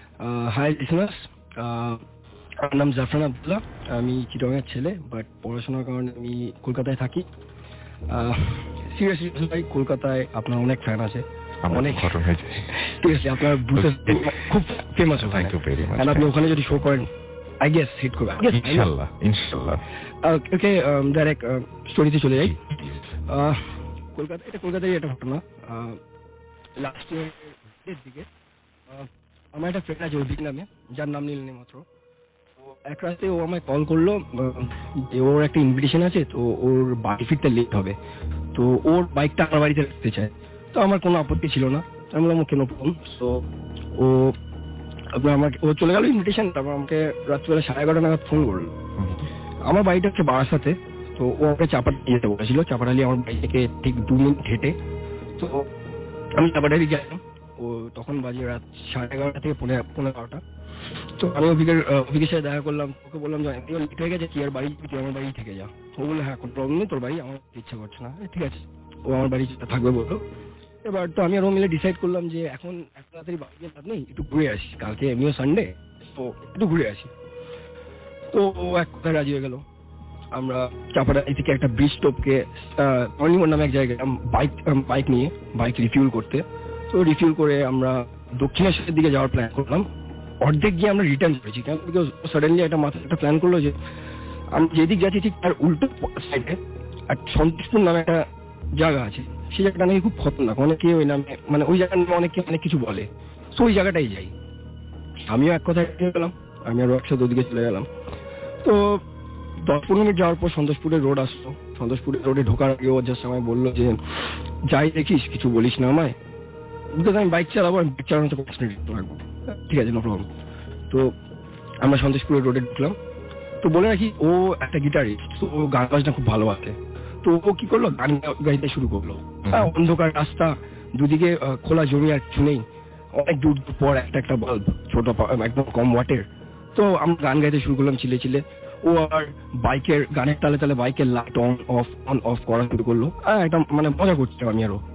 তো এরপর অনেক দূর গেলাম, প্রায় 20-25 মিনিট আমরা ভেতরে ঢুকে গেলাম সন্তোষপুর, একদম প্রায় চলে এসেছি ভেতরে। তো আমি একটু এদিক ওদিক দেখছিলাম কি আছে কি না আছে। তো তখন সাডেনলি আমি বাদিকে একটা কবরস্থান দেখতে পারলাম। কবরস্থানটা পার করলাম, কিছু হলো না। তারপর টার্নিং আসলো, টার্নিং গেলাম। যাওয়ার পর ও সেম আবার লাইট অন অফ করলো। তো সেখানে ও অফ করলো, আমি চিল্লে উঠলাম ও শিট, এটা কি দেখলাম। ও লাইট অফ করলো আবার, তার 5-6 সেকেন্ড পর আবার অফ করলো, সেম থিং সেম জায়গায় আবার অন করলো। আমি ওকে টাইট করে ধরলাম, আর কিচ্ছু বলিনি। ও বুঝেছে, ও ডাইরেক্ট খুব রাফলি বাইক চালিয়ে সন্তোষপুরের রোড পার করে ব্যাক টু বারাসাত হাইওয়েতে উঠেছে। আচ্ছা, মিনস আমরা আমাদের বাড়ির দিকে ফিরবো বারাসাত। তো হাইওয়েতে ওঠার পর ও আমায় জিজ্ঞেস করলো কি দেখছি। আমি বললাম যে জায়গায় আমরা ছিলাম তার অপোজিট লেনে মাটিতে কেউ একটা বসেছিল, সাদা রঙের কেউ একজন। ও আমার একটা কথাই বললো, ওটা কি একটু স্কোয়ার শেপের ছিল? আমি বললাম হ্যাঁ। ও সেম থিং দেখেছে। আমরা তারপর খিল্লি করে উইয়ে দিলাম, বাদ দিয়ে যাওয়া হচ্ছে, নো প্রবলেম, বাড়ি যাও। তো আমরা বাড়ির দিকে শুরু করলাম। এবার ঘটনা শেষ হয়নি, আমরা তো শেষ, আর এর দিয়ে আর কি হবে। তো আমরা বাড়ির দিকে যাওয়া শুরু করলাম। তখনই অ্যাডামাস ইনস্টিটিউট বলে একটা ওই ব্যারাকপুর রোডে একটা ইনস্টিটিউশন পড়ে। আমরা ওইটা একটু কাছে, তখন ওই ইনস্টিটিউশন দিয়ে ট্রাক বেরোলো। ট্রাক বেরিয়ে বারাসাতের দিকে যাচ্ছে। তখনই নোটিস করলাম ট্রাকের আলোতে ওই ট্রাক যেখান দিয়ে বেরোচ্ছে তার উল্টো দিকে একটা বট গাছ আছে, বট গাছের পাশে একটা মেয়ে দাঁড়িয়ে আছে। তো আমরা দুজন ভালো স্পিডে ছিলাম। তো আমরা যেতে যেতে ওটা জাজ করলাম কি ছিল। তো দেখলাম যে মেয়েটার এক্সপ্রেশন মানে ফেসিয়াল এমন সিচুয়েশন ছিল হচ্ছে না, আমরা স্টপ করতে বাধ্য হয়েছি। আচ্ছা, কারণ কি, মেয়েটার চেহারাটা ছিল ফুল স্কোয়ার শেপের আর ধপ ধপে সাদা। মানে এরকম সাদা আমি কাউকে দেখিনি আজ অব্দি, ইভেন নট দ্য ব্রিটিশ। তো আর যত সাদা ছিল, চোখের অংশটা ততই কালো। কালো মিনস ব্ল্যাক হোল, কিচ্ছু ছিল না, সিম্পলি ব্ল্যাক। তো আমরা লাইট দিয়ে দেখার চেষ্টা করলাম, বাট নো রেসপন্স। আমরা আবার মানে বাড়ির দিকে যাওয়া শুরু করলাম। এই জন্য বারাসাতের কাছে আসলাম, ওর মাথায় কি স্ট্রাইক করলো জানি না। ও যে সময় বললো ভাই আমি যদি না দেখি ওটা কি জিনিস আমার ঘুম হবে না, আমার ওটা জানতে হবে, I need a definition. So আমার কিছু না বলে বাইক আবার ঘুরালো। দিয়ে আমরা সেই অ্যাডামাস পার করলাম, অ্যাডামাস পার করে আরো 3-4 কিলোমিটার গেলাম, কিচ্ছু দেখতে পাইনি। তখন প্রায় 1টা থেকে 1:30 বেজে গেছে। আমরা তারপর বাড়িতে আসলাম, বাড়ি ওই 1:45 নাগাদ ঢুকলাম। ঢুকে আমরা দুজন গল্প করা শুরু করলাম, করতে করতে অনেক হয়ে গেল, প্রায় 3টে 3:30 3:45 দিকে। জানি না কি হলো, ও স্মোকার, সো ও আমায় বললো চল ওই জায়গায় যাবো। কেন? বলে ওই বট গাছের নিচে গিয়ে স্মোক করবো। আমি জানি না আমি কেন ওকে না বলিনি, মনে হচ্ছিল আমাদের টানছে। আমি এক কথা রাজি হয়ে গেলাম। ও খুব আলছে দিল, যে কোনো কাজ করতে চাইতো না নিজে, কিন্তু নিজেই সে বাইক তাড়াতাড়ি নামালো, নামিয়ে বলে চল ওখানে যাবো। বাড়িতে বেরোতে দেখলাম বাড়ির সামনে দিয়ে একটা কালী ঠাকুর ওদের ভাসান দিতে নিয়ে যাচ্ছে। তো প্রণাম করে বললাম মা বাঁচিয়ে রাখো। আমি বললাম ধর বাঁচানো কি আছে, এমন কি হবে, চল। তো আমরা গেলাম। তো যেই আমরা ওই ব্যারাকপুর হাইওয়েতে ঢুকলাম, আমরা এবার সন্তোষপুর যাইনি, আমরা ব্যারাকপুর হাইওয়েতে গেছি, সে অ্যাডামাসের দিকে। তো যেই আমরা ব্যারাকপুর হাইওয়েতে ঢুকলাম, ও বলছে আমার এই বাইকটা আমার হাতে লোক নেই। আমার হাতের মধ্যে এমন সেট, আমি যা বলি তাই শোনে, বাট আমার বাইক এখন চলতে চাইছে না, কেন জানি আটকে যাচ্ছে। আমি বললাম মনের ভুল, বাইক চালা। ঠিক আছে। এবার আমরা হার্ডলি 2 থেকে 3 মিনিট গেলাম, দেখলাম বাদিকে 2টো মেয়ে, আমরা তাদের পার করে চলে গেলাম। আচ্ছা, আমি ওকে বললাম ওটি এই মেয়েটা সে মেয়েটাই। ও বললো শিওর? বললাম হ্যাঁ। ঠিক আছে। ও কি করলো, আমরা অবভিয়াসলি যেরকম লেফট লেন দিয়ে আমাদের গাড়ি চলে, তো আমরা টার্ন নিয়ে আবার লেফট লেন দিয়ে রিটার্ন করছি, মিনস যেদিক দিয়ে আমরা নর্মালি গাড়ি চলে। তো আমরা এবার দেখলাম আগে ওই মেয়েগুলো লেফট লেনে ছিল, এবার আমরা যে লেনে ওরা সে লেনে। ঠিক আছে। দেখতে এবার একটা গাড়ির সাথে ওরা দুজন দাঁড়িয়ে কি কথা বলছে। আমরা তাদের পার করে গিয়ে সামনে গিয়ে দাঁড়ালাম, যে চেক করছি যে এরে কি সে মানে তারা কিনা। তো কিছু বুঝতে পারছিলাম না তখনই তাদের পাশ দিয়ে দেখলাম 2টো ছেলে 2 মেয়ে কাঁধে ব্যাগ নিয়ে হেঁটে হেঁটে আসছে। এবার ভোরবেলা 4টে বাজে, এমনি পথে কেউ নেই। তো ওই মেয়ে ছেলেরা যারা আসছিল ব্যাগ নিয়ে, তো তারা আশেপাশে তাকিয়ে কাজ করা উচিত বা দেখবে নর্মালি ক্যাজুয়ালি, বাট ওরা কিছু দেখেনি ওদের দিকে, তাকায়নি ওদের দিকে, বাট আমাদের দিক দিয়ে মানে আমাদের দিকে একদম তাকাতে চলে গেল। আমরা গেস করলাম ওরা ফার্স্ট ট্রেন ধরবে, 4:35 হয় ওখানে, তো তাই হবে ট্রেন যাচ্ছে। ঠিক আছে, ওরা নর্মালি ছিল। বাট তখনই দেখলাম ওদের দিকে, আমরা দেখতে দেখতে ওদিকে দেখলাম মেয়ে 2টো নেই, গাড়িটা আস্তে আস্তে এগাচ্ছে থামতে করতে করতে আমাদের সামনে দিয়ে পার হয়ে চলে গেল। এই পুরো ঘটনাটা মানে ওখানে দাঁড়ানো থেকে এই গাড়িটা চলে যাওয়া অব্দি, এগুলো টোটাল 2 থেকে 2.5 মিনিট ম্যাক্সিমামের ঘটনা। আমরা ওখান থেকে বেরোলাম, বেরিয়ে আবার অ্যাডামাসের দিকে গেলাম, যে ওরা কি ছিল আবার দেখতে হবে। কি করবেন না রাহুল ভাই, আমরা 90 to 80 কিলোমিটার পার আওয়ারে 8 থেকে 9 মিনিট গাড়ি চালিয়েছি। তারপর গিয়ে তাদের আমরা যে লেনে যাচ্ছি সে লেনে দেখতে পেয়েছি, মিনস ওরা এতটা ডিস্টেন্স সেই 2 থেকে 2.5 মিনিটে কভার করেছে হেঁটে। আচ্ছা। তো আমরা এটা বুঝলাম না কি ছিল। ঠিক আছে, ভালো কথা। আমরা তাদের পার করে গিয়ে আবার রিটার্ন করে এবার আমরা রং সাইড দিয়েছি, মিনস যে সাইডে ছিল সেই সাইড দিয়ে রিটার্ন করছি আমরা। তখন গাড়ি একদম স্লো করে দেওয়া হলো। দেখছিল, আমি শিওর হয়ে গেছিলাম এটা সেই মেয়েটাই, অভিক ভালো করে দেখছিল। তখন তাদের মধ্যে একটা মেয়ে আমাদের একটা কোয়েশ্চেন করলো, এই ট্যাটু করাবি? এই ভয়েসটা এমন একটা পিকুলিয়ার ভয়েস ছিল, এক্সপ্লেন করতে পারবো না। কেউ একটা হাস্কি, কেউ একটা কড়া, একটা মানে আনএক্সেপশনাল। এবার এই ট্যাটু করাবি কথাটা তো মানে ভাবার কেন। আমরা বাড়ি চলে আসলাম চুপচাপ। এরপর আমি না একটা কথা অভিককে বলেছি, না অভিক আমাকে একটা কথা বলেছি। আমরা চুপচাপ বাড়ি এসেছি, বাড়ি বলছি যে ভাই এটা কি হলো। আমরা এত শখ পেয়েছি কারণ আমরা যখন প্রথমবার 1:30টার সময় বাড়ি ফিরেছি, তখন আমি আর অভিক অনেক রকমের গল্প করছিলাম। তার মধ্যে একটাই গল্প ছিল, যেই গল্প নিয়ে আমরা একদমই কথা বলিনি। আমি অভিককে একটাই প্রশ্ন করেছি, অভিক ট্যাটু করাবি? আমার খুব পড়ার শখ। অভিক একটাই রিপ্লাই দিল, ভাই মন খারাপ করিস না, আমার কাছে পয়সা নেই, এখন করতে পারবো না, এই টপিক বাদ দে। আমরা এই টপিক নিয়ে আর একটাও কথা বলি। আমরা দুজনে লিটারেলি স্টান্ড হয়ে গেলাম, এই কোয়েশ্চেনটাই কেন? আরো তো অনেক মানে যা খুশি বলি, এটাই কেন? বললাম ঘুমা। আমরা ঘুমালাম, আমি ঘুমিয়েছি, ও ঘুমাতে পারিনি। ও আমায় সাডেনলি ডাকলো, কি? আমি কি একটু কানটা খুলে শুনতো। কি? আমি কানটা খুলে শুনলাম, আমার জানালা, আমার পাশেই আমার জানালার পেছনে কিছু নেই, ফাঁকা জায়গা। সেই ফাঁকা জায়গায় কে কন্টিনিউয়াসলি নুপুর পরে হাঁটছে, আসছে আর যাচ্ছে। আমি ওকে বললাম বাদ দে, ঘুমা, যা হতে পারে লেট ইট বি। তারপর লিটারেলি ভাই ভয় পেয়েছিলাম, বিকজ কি এটা আমি আজ এক্সপ্লেন করতে পারিনি। পরের দিন হুজুরকে বললাম, হুজুর আমাকে কিছুটা দিল, পানি পড়া দিল, তারপর যে ভয়টা একটু কমে গেছিল।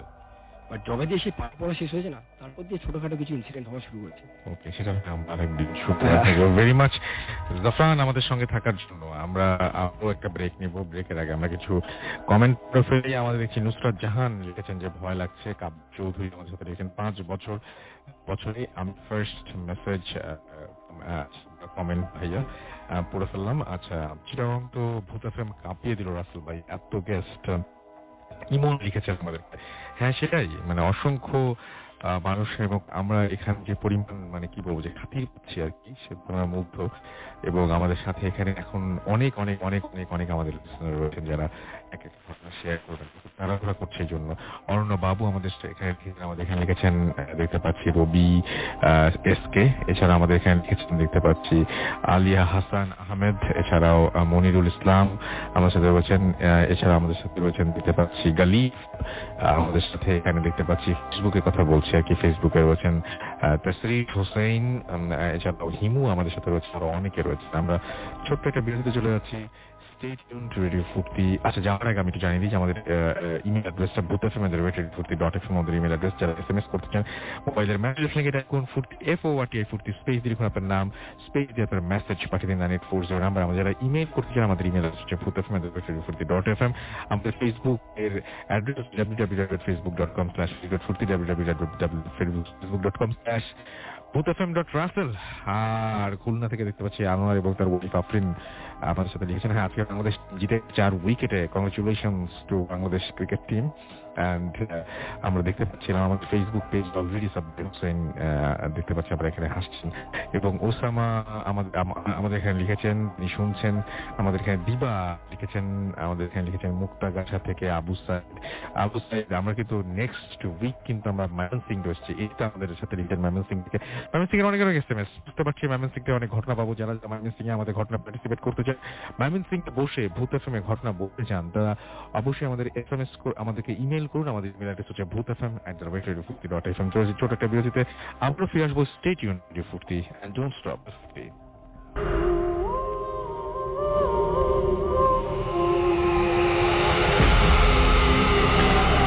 Yes, the night comes alive with Gramin Phone শুনছি সবসময় রেডিও ফুর্তি 2.2 FM।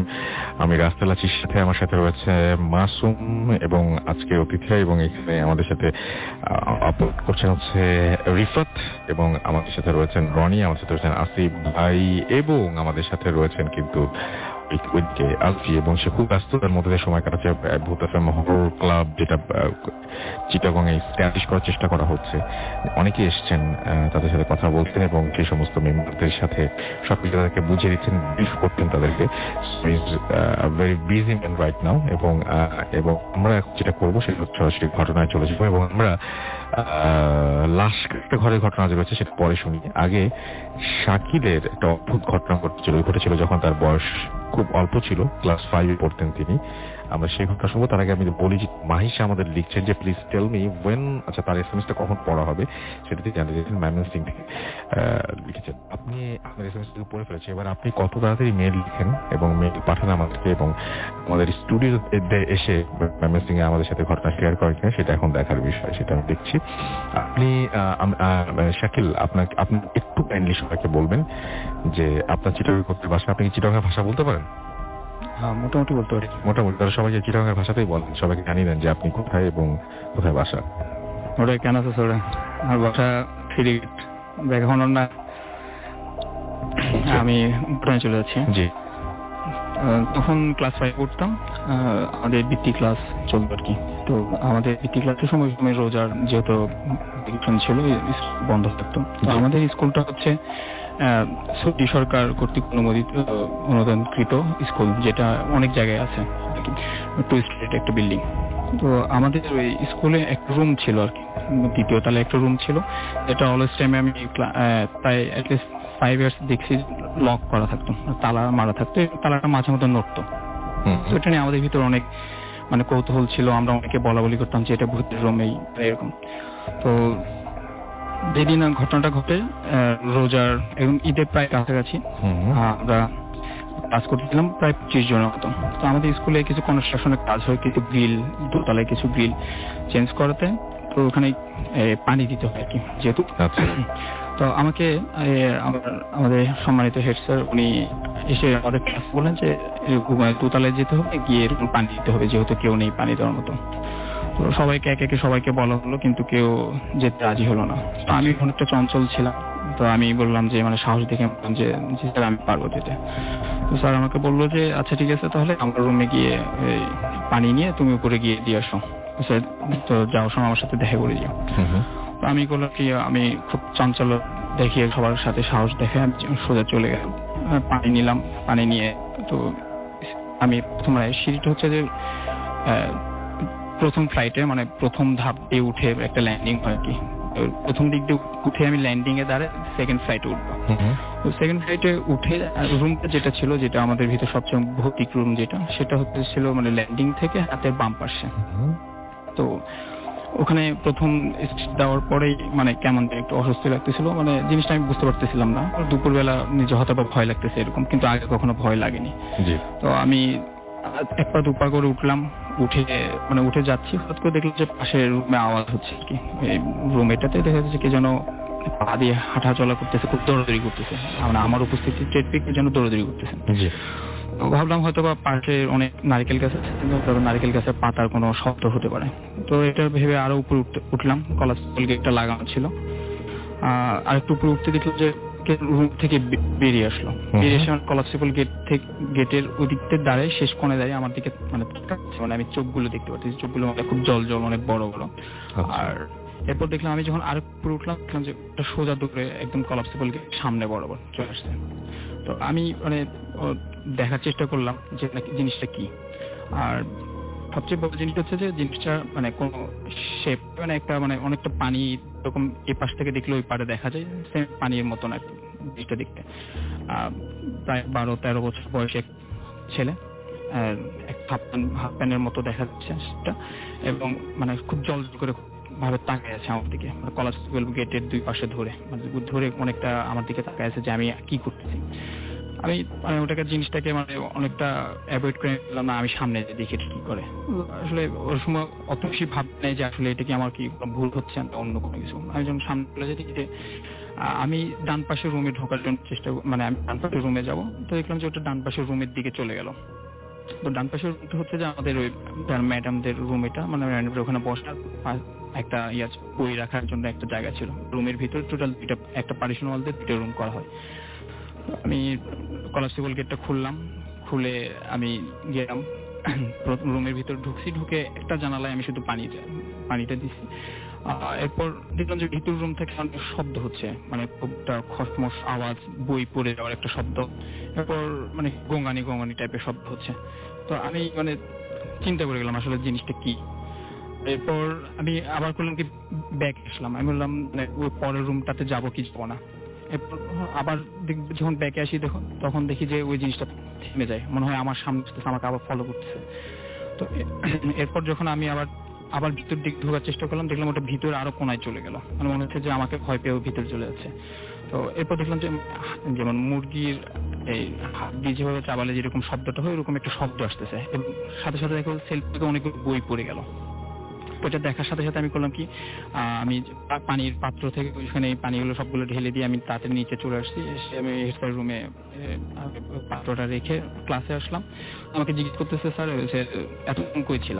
আমি স্যার এতক্ষণ কই ছিলাম মানে আমি তো পানি দিতে গেছিলাম। পানি কোথায় দিতে গেছিল? আমি তো তোমাকে বলছিলাম যে আমার সাথে দেখা করার জন্য।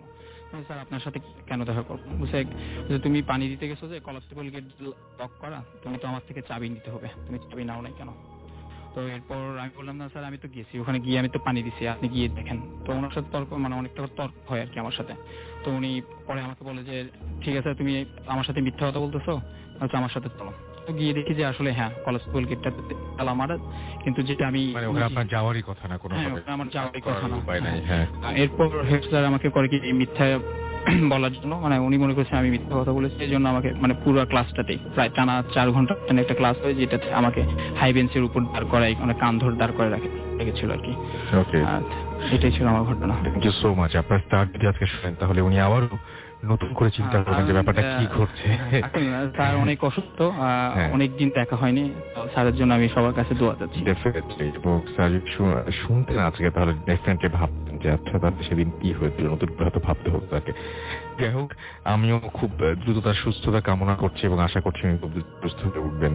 আমি দেখতে পাচ্ছি মুন্নি থেকে লিখেছেন যে আজকের অনেক অসম সিলেট কবে আসবেন। আমরা খুবই সুন আমরা আসবো। আমরা আমাদের একটা প্ল্যান রয়েছে কবে, মোটামুটি আমাদের একটা ডেটও করা আছে, সেই ডেট অনুযায়ী আমরা ডেফিনেটলি আসবো। ইকরাম আমাদের SMS করেছেন ভ্রমরকান্দি থেকে এবং আমাদেরকে SMS করেছেন ফয়সাল ভুঁইয়া লিঙ্ক রোড বাড্ডা থেকে, এছাড়া মারুফ রাজশাহী থেকে আমাদের SMS করেছেন।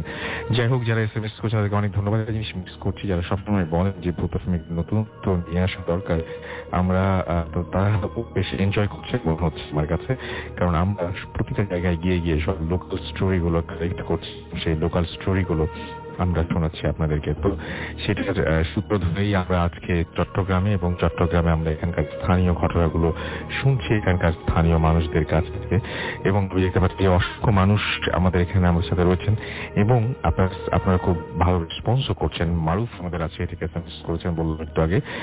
প্রিন্স আমাদের ওয়ারি থেকে SMS করেছেন, মাহফুজ ময়মনসিং থেকে SMS করেছেন কোন জায়গা থেকে লাইভ করা হবে বলতেছেন। ময়মনসিং আমাদের স্টুডিও আছে, সম্ভবত সেখান থেকে আর যেমন আজকে চট্টগ্রাম স্টুডিও থেকে করছি, সেইটু তাই করেছিলাম, রাজশাহী স্টুডিও থেকে করেছিলাম। আসিফ নেতাল আমাদের SMS করছেন, এছাড়াও SMS করেছেন আমাদের শাহিদ রংপুর থেকে, এছাড়াও সাব্বির আমাদের হাজারিবাগ থেকে SMS করছেন, মোস্তাক বেদি রোড থেকে SMS করছেন, তিনি তার বেবি মাহিষা ওয়াইফ প্রজাপতি, তারা সবাই একসাথে শুনছেন। এছাড়া আমাদেরকে SI চাপড়ার হবিগঞ্জ থেকে SMS করছেন। আনাফ SMS করেছেন আমাদেরকে ময়মনসিং থেকে, তার স্টোরি রেডি, পাঠিয়ে দিন, এক্ষুনি পাঠিয়ে দিন। নাজ ধানমন্ডি থেকে SMS করেছেন এবং তিনি 4 বছরের অ্যাভলিনকে নিয়ে শুনছেন আমাদের শো। হিমেল আমাদের সাথে রয়েছেন স্বাধীন সহ আরো অনেকে। ঘড়িতে সময় রাত 1টা, দেখতে দেখতে কেমন করে 1 ঘন্টা উঠে গেল। এবং আমি এই মুহূর্তে আপনাদের আরো একবার জানিয়ে দিই, আমরা উঠছি, আমরা আছি মেরিডিয়ান হোটেলে এবং আমাদের হসপিটালিটি এবং ফুড পার্টনার তারা, এবং 24 বছর পূর্তি হচ্ছে। আপনারা অবশ্যই একবার ভিজিট করতে পারেন যারা চট্টগ্রামে রয়েছে এবং চট্টগ্রামে যাদের বেড়াতে আসার প্ল্যান রয়েছে। আমরা চলে যাচ্ছি আমাদের পরবর্তী অতিথি রানার কাছে, এবং রানা লাশ কাটা একটা ঘটনা আপনার কাছে আছে, তাই না? সেই ঘটনা আপনি একটু আমাদের সবাইকে বলতেন, এবং তার আগে আপনি চট্টগ্রামের ভাষায় একটু জানিয়ে দিন যে আপনি কোথা থেকে এসেছেন চট্টগ্রামের। আমি ইয়াসমিন শেখ রানা, আমি লাভল্যান্ড নতুন এসেছি। ওকে, লাভল্যান্ড হচ্ছে ডিসিল এর অপোজিট অবস্থা। ওকে ওকে ওকে, আমি আপনাদের সাথে যে ঘটনাটি শেয়ার করতে যাবো তেমন নিজের সাথে ঘটে যাওয়া ঘটনা। আসলে ডিসিলে অনেক ধরনের ঘটনা আছে যেগুলো অন্য একদম বলবো। রাসেল ভাই,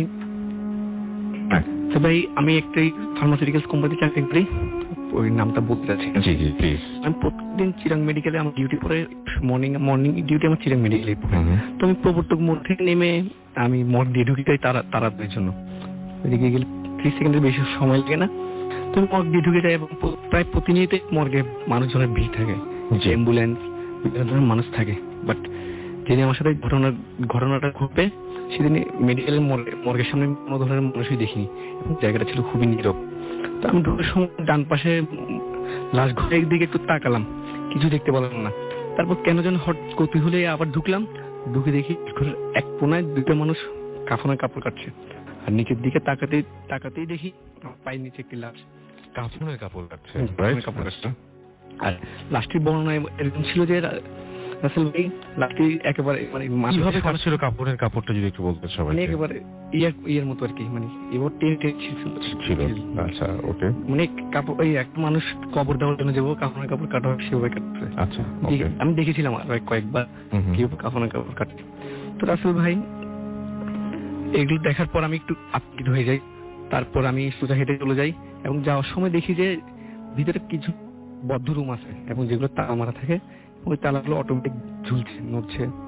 তো দেখে আমি একটু আর কি একটু নার্ভাস ফিল করি। তারপর সোজা চলে যাই এবং সেদিন আমি 2বার বুক করি মেডিকেল। বমি করার পর চলে যাই বাসায় এবং স্বাভাবিকভাবে আমার মায়ের শেয়ার করি। আমার মা বলে যে দরকার কি ছিল এগুলা দেখার। আমি ঘুমিয়ে দুপুরে ঘুমানোর পর আমার কিছু খেয়াল থাকে না। রাতের বেলা রাত 1টা-1:30টার দিকে ফেসবুকিং করার পর আমি ঘুমিয়ে পড়ি এবং আমার তখন কোনো কিছু মনে ছিল না দুপুরের ঘটনাটা, সকালের ঘটনাটা। এখন হঠাৎ রাত 3টার দিকে মনে হয়, মেবি 3টার দিকে আমার ঘুম ভেঙে যায়। ঘুম থেকে উঠে দেখি গা কাঁপতে, প্রচন্ড ঠান্ডা হয়ে যাচ্ছে আমার গা, এবং ইঁদুর বিড়ালের আওয়াজ পাচ্ছি আমি খাটের তল থেকে আর কি। ইঁদুর বিড়ালের আওয়াজ পাচ্ছেন প্রচন্ড রকমের, এবং মনে হচ্ছে কে যেন বাইরে থেকে আমার ডাকছে। কে যেন আমাকে বাইরে থেকে গেছে, এবং দরজার দিকে তাকাতেই দেখি মেডিকেলে আমি লাশ ঘরে যেই তালাগুলো দেখেছিলাম সেই তালাগুলা এগুলো, এবং এরকম লাগতেছে আমার থেকে। আমি ঘামতেছি, প্রচুর পরিমাণে চলতেছে, তখন ঘামতেছি, আমি দোয়া দুটো পরে তখন ঘুমিয়ে যাই। তারপর সকাল আমার আম্মা বলি এগুলা, আমার আম্মা আমার চাচার কাছে নিয়ে যায়, উনি ধারফুক জানে আবার। তারপর উনি আমার একটা তাবিজ দেয় আর কি। তাবিজটা দেওয়ার পর আমার কিছু হয় নাই। তারপর এর কিছুদিন পর আমি তাবিজটা খুলে ফেলি, থেকে এক ধরনের আনিজি লাগে আর কি। তো ঘটনাটা এখানে শেষ হতে পারতো, কিন্তু রাসূল ভাই একদিন আমি আপনাদের এই শোটা ডাউনলোড করি, যেটা আমার একটা শো ডাউনলোড করে আমি সবাই শুনি। শোনার পর আমি দিন রাত 1টা বাজে শো শুনে আপনার ভূত এফএম-এর শোনার পর আমার একটু খারাপ লাগছিল আর কি। খারাপ লাগার পর আমি ঘুমাই পড়ি। কখন ঘুমাই পড়ি সেটা আমি নিজেও জানি না। ফেসবুকিং করতে করতে ঘুমাই পড়ি, কানে হেডফোন লাগানো ছিল আর কি। তো রাতে আমি স্বপ্ন দেখতেছি আমি একটা পুকুর পাড়ে বসে আছি এবং খেয়াল সেই এই যে এখন যেটা বলছি সেটার সাথে মানে লাস্ট দেখার কোনো ঘটনা রিলেশন আছে? আছে। আচ্ছা, পুকুর পাড়ে বসে আছি এবং পুকুর পাড়ে এক কোণে বসে আছি এবং দেখতেছি যে কিছু 20 থেকে 25 জন মানুষ আমার দিকে এগিয়ে আসছে, খুব তীব্র গতিতে এবং ভয়ানক চেহারায়। এবং চেহারাটা ওই আমি মেডিকেলে যে লাশ দেখছিলাম সেই লাশটার মতো হুবহু সেম চেহারা, এবং খুব দ্রুত আমার দিকে এগিয়ে আসছে এবং মনে হচ্ছিল আমাকে মারবে আর কি, ঝগড়া করবে, যুদ্ধ করবে, এরকম মনে হচ্ছিল। কিন্তু না, আসলে তারা এসে আমার সাথে হাত মিলায় এবং আমি কি মনে করি কিছু মনে করি না, ওদের সাথে হাত মিলি, কিন্তু ওদের হাত ছিল প্রচন্ড রকমের ঠান্ডা। এবার প্রচন্ড ঠান্ডা ছিল এবং ওদের হাত কাঁপছিল, আমি সবাই দেখতে পাচ্ছি আর কি, হাত কাঁপছিল। এবং এমন সময় আমার বাস্তবে ছিল আমার পিছনে একটা ঠান্ডা হাতের স্পর্শ পাই, আমি সাথে সাথে হাতটা ধরে ফেলি, ঘুম থেকে উঠে হাতটা অটোমেটিক চলে যেতে থাকে। এবং ওই হাতটা ছিল সেম যেই হাতটা আমি স্বপ্নে দেখছি, ওদের সাথে যেভাবে হাত মিলাচ্ছি সেভাবেই ওই হাত ঠান্ডা ছিল প্রচন্ড এবং কাঁপা ছিল হাতটা, এবং সুন্দর করে চলে যাচ্ছে হাত, একেবারে স্লোলি চলে যাচ্ছে, স্লো মোশনে। তো সাথে সাথে আমি আমার খালারে ডাক দিই, কারণ আমি আমার খালার বাসায় ঘুমাই, আমার খালার ভেসে, এবং যেই বাসাটায় ঘুমাই ওই বাসায় অনেক কাহিনী আছে। তো আমার ডাক দিয়ে আমি ওনাদের এটা ধরে হাত ধরি, কিন্তু ওনার হাত ছিল শক্ত এবং গরম ছিল। কিন্তু রাসূল ভাই এখানে আরেকটা কথা বলতে ভুলে গেছিলাম, আমি ঘুমানোর আগে ফ্যানটা ছেড়ে ঘুমাইছিলাম আর যখন আমার ঘুম আসতেছে না। তো যখন আমি আমার খালার ডাকার পর উনি বলে যে না সমস্যা নেই, স্বপ্নটা কোনো ভুল স্বপ্ন দেখছো আর কি। তখন আমি জ্বালিয়ে শুয়ে পড়ি, কিন্তু ফ্যানের দিকে তাকাতেই আমি হতভম্ব হয়ে পড়ি। ফ্যানের দিকে তাকাতেই আমি দেখি যে ফ্যান বন্ধ। আচ্ছা, আমি ফ্যান ছেড়ে ঘুমিয়েছিলাম, কিন্তু এটা শিওর আমার এখন খেয়াল আছে। তো আমি আমার খাল ভাইয়ের জিজ্ঞাসা করি যে আমি তখন ফ্যান সারিয়ে ঘুমাইলাম, রানা ভাইয়া ফ্যান তো বন্ধই ছিল, সারা রাত ফ্যান বন্ধ ছিল। আর এই আমার ঘটনা। তো আর আরেকটা ঘটনা হয়েছে, আরেকটা ঘটনা শুনবো না, এটা যে ঘটনা ছিল না, আরো অনেকে আছে ছিলাম আর কি। আচ্ছা, আরো অনেকে আছেন তো, মানে একের পর এক, মানে এখন আপনি দেখেন লিস্ট আপনি দেখেছেন। থ্যাংক ইউ ভেরি মাচ ঘটনা বলার জন্য। আমরা চলে যাবো আমাদের পরবর্তী অতিথির কাছে এবং আপনার নামটা বলবেন, ততক্ষণ আমি একটু এসএমএস পড়বো। স্পোর্শিয়া আমাকে এসএমএস করেছেন চট্টগ্রাম থেকে। হাই ভাইয়া, ওয়েলকাম টু চিটাগং অ্যান্ড প্রথম টিমকে তিনি জানিয়েছেন এবং শুভেচ্ছা জানিয়েছেন। এবং তাপস আমাদের এসএমএস করেছেন, তাপস হৃদি জামাল চিটাগং থেকে। আই লাভ ভূত এফএম লিখেছেন। চট্টগ্রাম থেকে শ্রুতি লিখেছেন যে আপনার টিম চট্টগ্রামের কোথায়? এটা তো আপনার গোলপাহাড়ের মোড় বলে, রাইট? এটা আমাদের স্টুডিও থেকে আমরা করছি এবং আমরা চট্টগ্রামের সেটা গোলপাহাড়ের মোড়। হ্যাঁ, রাইট।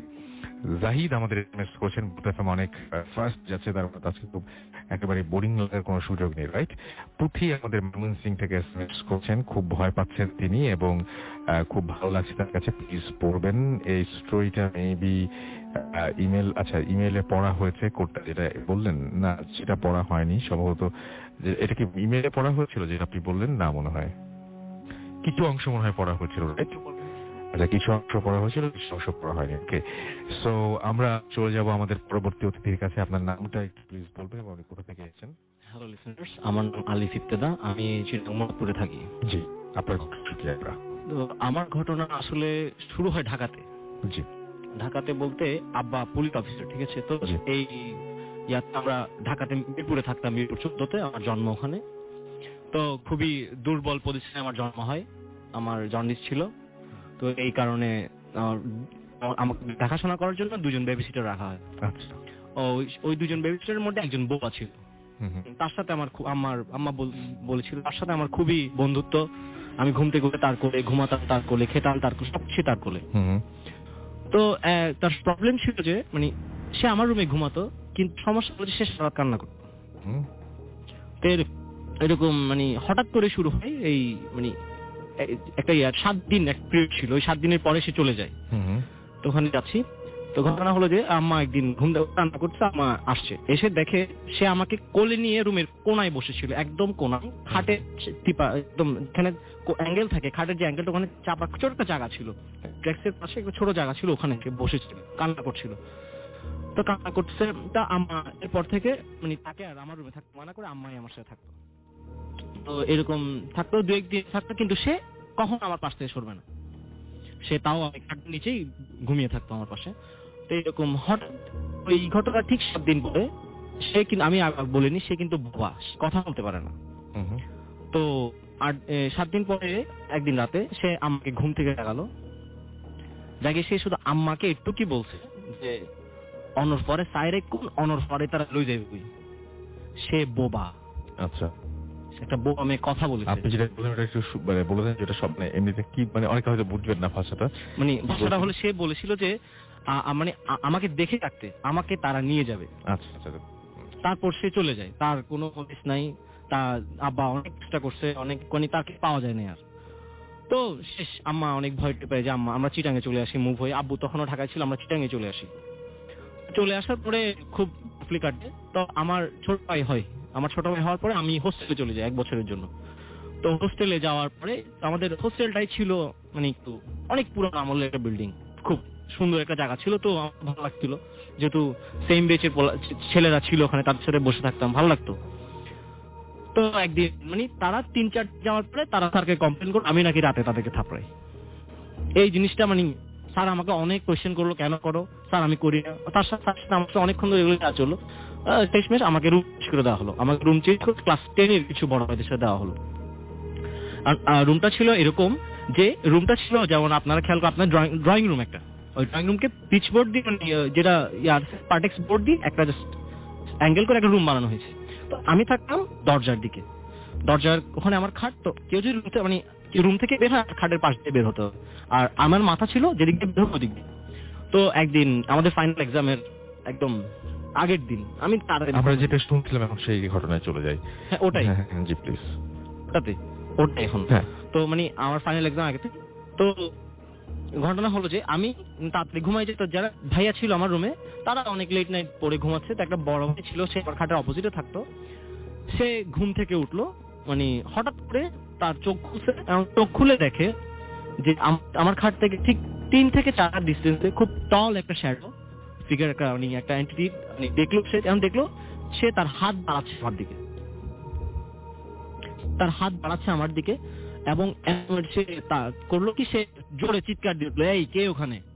তো এমন করার পরে সবাই জেগে উঠলো, মানে সবাই আসলো। এখন সবচেয়ে উইয়ার্ড ব্যাপারটা ছিল, আমি যখন জেগে উঠলাম আমি দেখলাম আমার হাত দিয়ে ব্লিডিং হচ্ছে, মানে খুব বড় ধরনের একটা কাটা দাগ আছে আমার ডান হাতে, মানে কিছু একটা ঘষাকে তীরে চলে এসেছে। তো এরকম হওয়ার পরে ঘটনা এখানে, আপনার তো হাতটা আপনি দেখাচ্ছেন আমাদেরকে যে হাতের জায়গাটা এখন মানে দেখে মনে হচ্ছে খুব ডিপ করে কাটা, হয়তো কেউ ডিপ করে কেটেছে, আপনি আমাকে দেখেছিলেন। আছে সেই কাটার কথাই তো বলছেন। হ্যাঁ সেই কাটার কথা।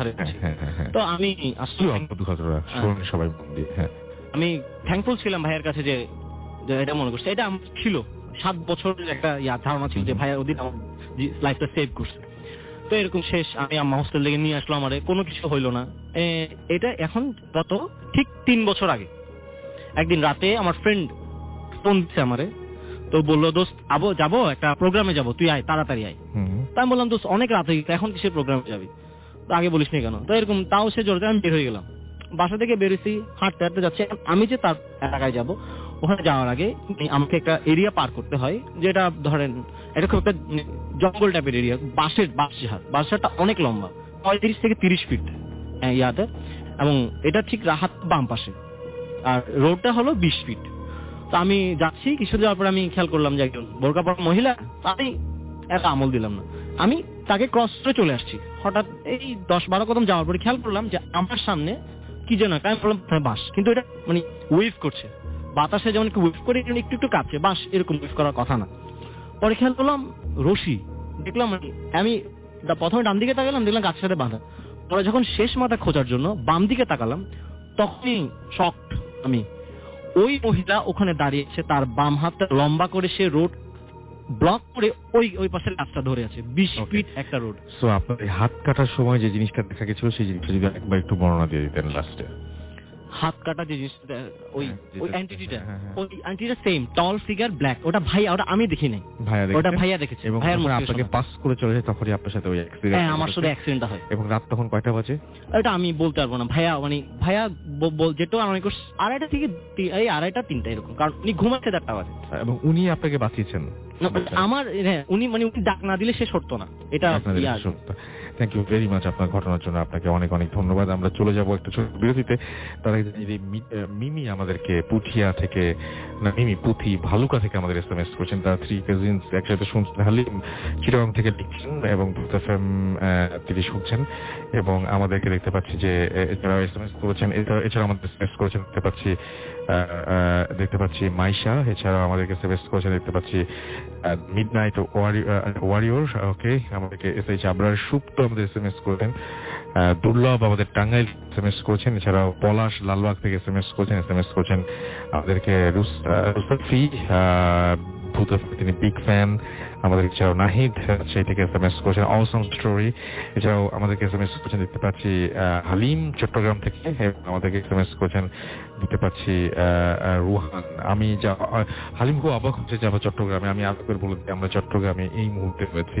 আমাদের যে রেডিও স্টেশন রয়েছে চট্টগ্রামে, সেই রেডিও ফুর্তির চিটাগং স্টেশন থেকে আমরা সরাসরি এই শোটা করছি এবং এখানে আমাদের যারা ঘটনা বলছেন তারা সবাই চট্টগ্রামের লোকাল এবং তারা লোকাল ঘটনাগুলো আপনাদের সামনে নিয়ে আসছেন এবং ঠিক এই একই ধারাবাহিকতায় আমরা নেক্সট টাইম যাব ময়মনসিংহে। এখন অবশ্য ময়মনসিংহে যাচ্ছি না, এখন ময়মনসিংহে যাওয়ার একটা ছোট বিরতিতে যাব এবং তার আগে জানিয়ে দিই আমাদেরকে যে এসএমএস করতে হলে আমাদের এসএমএস করার নিয়মটি হচ্ছে মোবাইলের মেসেজ অপশনে গিয়ে টাইপ করুন ফুর্তি FORT ফুর্তি স্পেস দিয়ে লিখুন আপনার নাম, স্পেস দিয়ে আপনার মেসেজ পাঠিয়ে দিন 9840 নাম্বারে। যদি আমাদের ইমেল করতে চান আমাদের ইমেল অ্যাড্রেস হচ্ছে bhutfm@radiofurti.fm। ময়মনসিংহে যারা আছেন তারা লিখে নিন, আমি স্পেলিংটি বলে দিচ্ছি BHTTFM@radiofurti.fm। আপনার নাম, ঠিকানা এবং ফোন নাম্বার সহ আপনার জীবনের সেরা ঘটনাগুলো পাঠিয়ে দিন এই অ্যাড্রেস।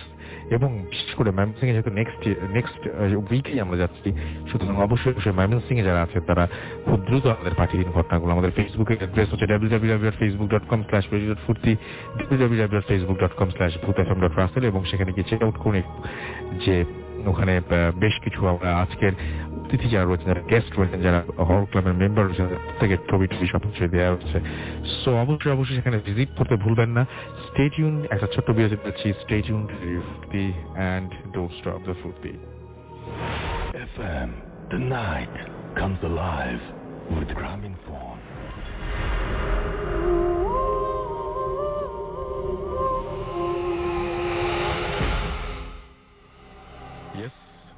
শুনছেন রেডিও ফুর্তি, চলছে ভূত এফএম এবং আমরা এখন চট্টগ্রামে, আমরা রেডিও ফুর্তি চট্টগ্রাম স্টেশন থেকে সরাসরি আপনাদের সাথে কথা বলছি এবং আমাদের এখানে স্টুডিওতে আছেন চট্টগ্রামবাসী এবং তাদের সাথে আপনারা যদি মিট করতে চান তাহলে চলে যান আমাদের ফেসবুক পেজগুলোতে এবং দেখবেন একটা পর ছবি আপলোড করা হচ্ছে, ভিডিও আপলোড করা হচ্ছে এবং আপনারা চেক করতে ফেলতে পারেন।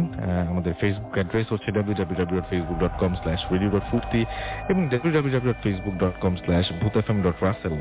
ময়মনসিংহে যারা রয়েছেন তারা এবং আপনারা সবাই আমাদের যদি ইমেল পাঠাতে চান অথবা ঘটনা পাঠাতে চান তাহলে আমাদের ইমেল অ্যাড্রেসটা জেনে নিন। আমাদের ইমেল অ্যাড্রেস হচ্ছে bhutfm@radiofurti.fm, which is BHTTFM@radiofurti.fm। বছরের শুরুতেই আমরা শুরু করেছিলাম রাজশাহী দিয়ে, তারপরে আজকে আমরা চট্টগ্রাম ঘুরছি আমরা এবং প্রতি সপ্তাহে আপনাদের সামনে আমরা নিয়ে আসছি বিভিন্ন এলাকার লোকাল সব ঘটনাগুলো এবং সেরকমই একটা ঘটনার জন্য আমরা এখন যাচ্ছি মানিকের কাছে। মানিক, আপনি একটু বলবেন যে আপনি কোথা থেকে এসেছেন চট্টগ্রামে? আমি আগ্রাবাদ থাকি। আগ্রাবাদ সিজিএস কলোনির যে ঘটনাটা দিয়ে আমি শুরু করবো।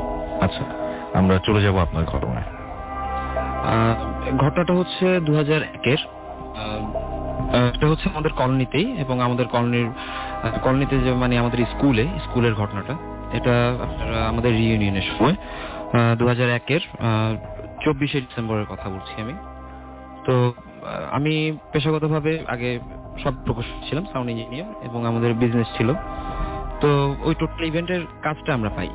তো এটা মানে ট্রেডিশনাল ভাবে চলে এসেছিল। আমার আব্বু করলো, তারপর আমার চাচা করলো, দেন আমি ইনভলভ হই। তো এর ঠিক 15 মিনিট আগের দিন রাতে সাউন্ড সেটআপ দিয়ে, লাইট সেটআপ দিয়ে মানে আমরা সব কাজ শেষ করব। তো মোটামুটি কাজ শেষ রাত 2টা কি 2:30 তখন। তো আমরা কাজ শেষ করে আমরা যাচ্ছি চা খেতে বাগানতলির মোড়ে। বাগানতলির মোড়ে যাওয়ার আগে আমরা সব লাইট টাইটস গুলো মানে সবকিছু জ্বালিয়েই মোটামুটি আমরা বের হয়ে গেছি। দেখার যে ছিল যে চেকিংটা, লাস্ট চেকিংটা। তো চা খেতে চলে যাই, তো সবাই ব্যাক করলো, আমি সবার পিছনে ছিলাম, আমি একটু ধীরে ধীরে আসছিলাম। তো আমাদের স্কুলের যে গেটের একটু সামনে হচ্ছে আমাদের কলোনির মেইন গেটটা। তো মেইন গেটটা ক্রস করে টেনিস কোর্টের সামনে আসলাম। টেনিস কোর্টের সামনে আসার পরে আমি দেখলাম কি আমাদের স্কুলের গেটের সামনে তেঁতুল গাছ আছে। তেঁতুল গাছটা অনেক পুরাতন এবং এই তেঁতুল গাছটা নিয়ে অনেকের অনেক ধরনের অনেক কথা আছে আমাদের কলোনির। এটা যারা এখন সিজিএস কলোনি থেকে শুনছে তারাও বলতে পারে। তো গাছটারও অনেক বয়স, প্রায় এটা আপনার 100 ইয়ার্স ওভার গাছটার বয়স। তো ওই গাছ সম্পর্কে মানে পরে আমি যেটা জানতে পারছি আমার আব্বুর কাছ থেকে, সেটা আমি পরে আসছি।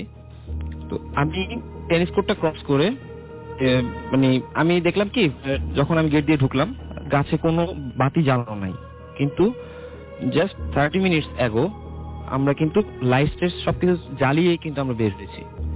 তো মানে খুব খারাপ লাগছে যে কি রে, আমি লাইটটা জ্বালাই গেলাম, এগুলো নাই, এখন বন্ধ। আমি ঠিক তেঁতুল গাছের সামনাসামনি আসার পরে টোটালি ফ্রিজড, মানে আমি আর এক পাও সামনে এগোতে পারছি না। ঠান্ডার সময় আমি ঘামছিলাম, প্রচন্ড পরিমাণ ঘাম আমার। হঠাৎ করে মানে ওই আমি স্ট্যাচু হওয়া অবস্থাতেই আমি হঠাৎ করে আমার বাম কানের পাশ দিয়ে কিছু একটা সাই করে ছুটে গেল, লাইক এ বুলেট। তো আমি ঠিক বাম দিকে যখন তাকাচ্ছি, বাম দিকে তাকানোর পরে ঠিক রাস্তার অপোজিট দেখছি আমি দুটো লোক, একটা লোক আরেকটা লোককে খুব ভাবে মারছে এবং এমন ভাবে মারছে যে মানে মারতে মারতে প্রায় মানে ডেড বডির মতো করে ফেলছে। হঠাৎ করে মানে আমার খেয়ালটা ছুটে যায়। খেয়ালটা ছুটে যাওয়ার পরে দেখি ওখানে মানে সিনেমা যেরকম ভ্যানিশ হয়ে যায় ওরকম কোনো কিছুই নেই। পরে মানে আমি দেখি কি আমি মোটামুটি নর্মাল, কিন্তু আমার পুরো শরীর তখন ঘামে ভেজা।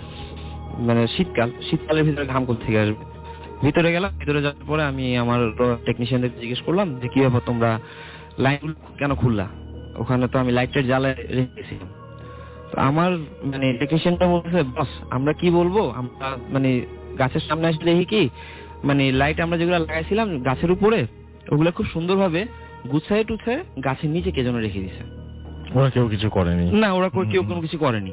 এবং তারাও খুব অবাক হয়ে গেছে, কারণ একটা গাছ যখন লাইটিংস দিয়ে সাজাতে যায় তখন অনেক কষ্ট করা লাগে, প্রায় 2-3 ঘন্টা সময় লেগে যায়। 2-3 ঘন্টার যে কাজটা, 2-3 ঘন্টার কাজটা কিভাবে আধা ঘন্টার ভিতরে মানে কমপ্লিট করে ফেললো? আধা ঘন্টা কিভাবে মানে এতগুলো লাইট নামাই ফেললো? তো আমি বললাম যে তোমরা কি আর কোনো কিছু দেখছো, এখানে কোনো কিছু অবজার্ভ করছো? না, আমরা কোনো কিছু অবজার্ভ করিনি। তো রাসেল ভাইকে যেটা জানাই রাখা দরকার সেটা হচ্ছে যে আমার রাশিগত যেটা সমস্যা, আমি আপনাকে মেইলেও বলেছি, রাশিগত সমস্যা আর বেশ কিছু ইন্টারনাল কিছু সমস্যা আছে যেগুলো আমি বললাম না, যেগুলো হয়তো বা আমি স্টুডিওর বাইরে অনেকের সাথে শেয়ার করেছি। আমাদের এখানে যারা আছেন আমাদের ফ্যামিলিতে এরকম কিছু একটা আছে, যার কারণে মানে আমি আমার অনেক এক্সপিরিয়েন্স, হিউজ এক্সপিরিয়েন্স, প্লাস মানে আমি এক সময় মাইলসেও ছিলাম, মাইলসের সাউন্ড ইঞ্জিনিয়ার হিসেবে ছিলাম। তো মাইলসের সাথে থাকা অবস্থাতে রাজশাহীতে বেশ একটা ঘটনা ঘটছে, এটা আমি মানে অফে আলাপ আলোচনা করছিলাম আমরা শুনে বসে নিশ্চয়ই একটা সময়, কিন্তু আজকে তো যেহেতু সময় কম। আর রাসেল ভাইয়ের কাছে রিকোয়েস্ট করবো যে আমি ঢাকা ছিলাম 7-8 বছর। তো শেওড়াপাড়া, যেটাকে মানে সিটির ভিতরে হন্টেড এরিয়া বললে যেটাকে হয়, যেটা আপনি জানেন সম্ভবত, শেওড়াপাড়ার বেশ কিছু শেওড়াপাড়ার মানে বেশ কিছু এক্সপিরিয়েন্স আমার মানে হয়ে গেছে, কারণ আমি আপনাকে যেহেতু বললাম যে আমার রাশিগত সমস্যা আছে। তো যদি আপনারা চান, তার মানে আপনি আপনার কাছে একটা জিনিস জিজ্ঞেস করি, তার মানে আপনি আসলেই বিশ্বাস করেন যে আপনার রাশিগত সমস্যা হয়? হ্যাঁ। আপনার কি রাশি? তুলা। তুলা রাশি। এবং তুলা রাশির জাতক জাতিকাদের আসলেই সমস্যা হয়, লিব্রা যাদের তাদের এরকম ধরনের প্রবলেম ফেস করে বলে আপনি বিশ্বাস করেন? হ্যাঁ, 100%। ওকে, থ্যাংক ইউ সো মাচ। আর আরেকটা জিনিস বলে নি দর্শকদের জন্য, প্যারানর্মাল বলতে আছে ধর্মীয় মতে ভূত বলতে কোনো কিছু নেই, পেতনি আছে, জিন আছে। খারাপ জিনটাই পেতনিতে রূপান্তর হয়। আমাদের ভিতরে যেরকম মানুষ খারাপ ভালো, তো ভালোগুলো সবসময় নামাজ কালামেই এবং আপনার উপকার করবে, এবং খারাপগুলো সবসময় আপনার খারাপই করবে। এটা আমি আমার লজিক দিয়ে চিন্তা করি। Thank you very much, thank you. আমরা চলে যাচ্ছি আমাদের পরবর্তী অতিথির কাছে এবং আমরা এখন শাফায়াতের কাছে যাই একটু। হ্যাঁ, শাফায়াতের কাছে শাফায়াতের ঘটনাটা শুনি আমরা। এবং শাফায়াত আমাদের জানান যে আপনি কোথা থেকে এসেছেন এবং চট্টগ্রামে কোথায় আপনার বাসা? হ্যালো লিসলান, আমি শাফায়াত, আমি এসেছি চিটাগং থেকে। আমার বাসা হচ্ছে চিটাগংয়ের আগ্রাবাদে। আচ্ছা, আমার বাসা হচ্ছে চিটাগংয়ের আগ্রাবাদে। তো আজকে আমি যে ঘটনাটা শেয়ার করতে যাচ্ছি সেটা হচ্ছে অ্যাকচুয়ালি আমার মানে এরিয়াতেই ঘটে যাওয়া একটা ঘটনা। তো আমি ঘটনাতে চলে যাচ্ছি। তার আগে একটু রাসেল ভাইকে ধন্যবাদ এবং আমার ফ্রেন্ডস ফ্যামিলি সবাইকে ধন্যবাদ। আচ্ছা, ব্যাপারটা হচ্ছে আমার একটা প্রোগ্রাম ছিল, আমার প্রোগ্রামটা থেকে বাসায় ফিরতে ফিরতে রাত 12টার উপরে বেজে যায়। তো আমি আপনার মানে আমার বাসা থেকে মানে আমি যেখানে মেইন রোডে ছিলাম, মেইন রোড থেকে আমার বাসায় যেতে মানে 20 টাকার মতো রিক্সা ভাড়া খরচ হয়। তো আমি একটা রিক্সা ঠিক করলাম, একজন বুড়ো চাচা ছিল। তো আমি ওনার রিক্সায় উঠে রাত 12টার উপরে বাজছে তখন। তো আমি রিক্সায় উঠে আমার বাসার দিকে রওনা হচ্ছি। তো আমার বাসায় যেতে মাঝখানে অনেক বড় একটা মানে একটা মাঠ ক্রস করতে হয়। আশা করি আগ্রাবাদের অনেকেই জায়গাটা চিনবে। সেখানে একটা শিশু হাসপাতাল আছে এবং একটা পার্ক আছে, শিশু পার্ক আছে। তা আমি যখন ওই জায়গাটা যে ক্রস করছি, ওই জায়গাটা চলে আসে এবং আমার রিক্সাওয়ালার হাতে একটা বিড়ি ছিল এবং উনি ওনার গ্রাম্য ভাষায় একটা গান গাচ্ছিলেন। আর আমি আমার রিক্সায় বসেছিলাম, শীতকাল ছিল, অ্যাকচুয়ালি এটা 2013 সালের ডিসেম্বর মাসের শেষের দিকে। তা আমি যখন বসেছিলাম রিক্সায়, আমার কানে হেডফোন ছিল আর আমি গান শুনছিলাম, জাস্ট আমার মানে জ্যাকেটের হুডিটা উঠানো ছিল। তো আমি যখন রাস্তা দিয়ে যাচ্ছি তা একটা সময় মানে আমার রাস্তাটা একটা 3 রাস্তার মোড়ে এসে শেষ হয়। মানে 3 রাস্তার মোড়ে আসার পরে আমি বাম দিকে টার্ন করব। তো অনেক দূর থেকে আমি খেয়াল করলাম যে রাস্তার যে ল্যাম্পগুলো জ্বলছে, ওগুলো দেখতে পাচ্ছিলাম যে কিছু ল্যাম্প জ্বলছে, কিছু ব্লিঙ্ক করছে। ওই অবস্থায় দেখলাম যে আমি যে বাম দিকে টার্ন করব, ঠিক বাম দিক থেকে কোনো একটা মানুষ আসছে, তার কালো ছায়ামূর্তিটা আমি দেখতে পাচ্ছিলাম, মানুষটা আসছে।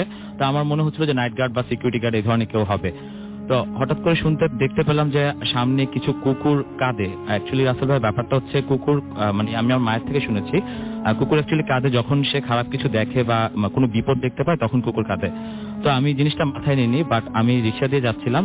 তো যেতে যেতে যখন আমি ওই যে ছায়ামূর্তি দেখতে পাই, যখন আমি ওনার সাথে ক্রস করব বা ওনার কাছাকাছি চলে আসলাম, জাস্ট খেয়াল করলাম যে যিনি আমার রিক্সা চালক ছিল, চাচা ওনার লুঙ্গির গোছ থেকে খুব তাড়াতাড়ি উনি একটা বিড়ি বের করলো। বিড়ি বের করে ওনার মানে ওই এক হাতেই বিড়িটা ধরিয়ে উনি ওটা টানছে, খুব জোরে টানছে এবং উনি ওনার গানটা গেয়ে যাচ্ছে, খুব উচ্চ স্বরে গাচ্ছে এবং খুব দ্রুত উনি রিক্সাটা টানছে। তো আমি যখন ওই ছায়ামূর্তিকে ক্রস করতে গেলাম, মানে আমি কি বলবো, মানে আমি পুরো স্ট্যাচু হয়ে যাই রিক্সার উপরে, এই জন্য যে আমার পাশে দিয়ে কি যাচ্ছে আমি জানি না। আমি শুধু দেখতে পাচ্ছি মানে অনেক কুচকুচে কালো কিছু একটা, মানে একটা রাসেল ভাই মানে একটা রুমের দরজা যেরকম হয়, মানে অনেক চড়া, তার হাইট আমি জানি না কতটুক, কারণ আমি রিক্সায় বসে আছি। এখন আপনি যদি আমার পাশে দাঁড়িয়ে রাস্তায় দাঁড়িয়ে কথা বলেন, আপনার হাইট মিনিমাম আমার চেস্ট বা আমার কাঁধ পর্যন্ত আসবে।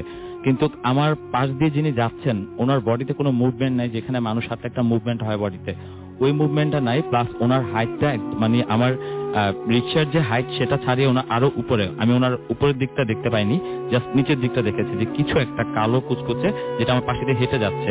এবং ওনার উপরে যখন ল্যাম্পপোস্টের আলোটা পড়ে, ওনার সামনের রাস্তাটা আমি দেখতে পাই, কিন্তু ওনার ওই কালো যে শ্যাডো আছে তার পিছনে আমি কিছু দেখতে পাই না।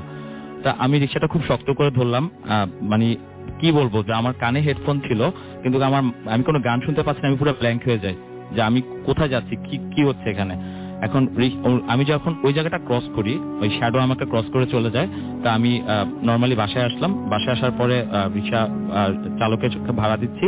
তো আমাকে আঙ্কেল বললো যে তুমি কি কিছু দেখেছিলে? আমি সরি আঙ্কেল, মানে কি ব্যাপারে? উনি বললো যে অ্যাকচুয়ালি এরকম হয়, অনেক ভালো ছিল যে তুমি পিছনে ঘুরে দেখো নাই। আমি বুঝতে পারলাম যে তুমি খুব শক্ত করে রিক্সাটা ধরলা, এটা আমি অনুভব করলাম। কিন্তু উনি আমাকে জাস্ট একটা মানে সাজেশন দিয়ে গেলেন যে কখনো যদি লাইফে কখনো কিছু দেখো বা সামনে পড়ে, কখনো ওটাকে ঘাটাতে যাবা না, মানে দেখতে যাবা না ওটা কি কেন, ওটা কখনো প্রশ্ন করবা না, যেটা দেখছো ওটা ভুলে যাবা।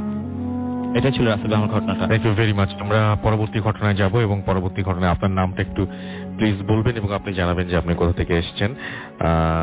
তার আগে আমি কিছু SMS পড়বো। নীল ধ্রুব তারা আমাদের SMS করেছেন। SMS করেছেন আমাদেরকে দেখতে পাচ্ছি আকিব এবং আমাদেরকে তিনি চট্টগ্রাম থেকে SMS করেছেন। তার নানু বাড়ি আগ্রাবাদ অ্যান্ড আজকের ঘটনাগুলো সব সত্য এবং আগ্রাবাদ সত্যি হন্টেড এরিয়া তাই বলেছেন তিনি, এবং সবাই এখানে দেখে মাথা মানে নাচছেন।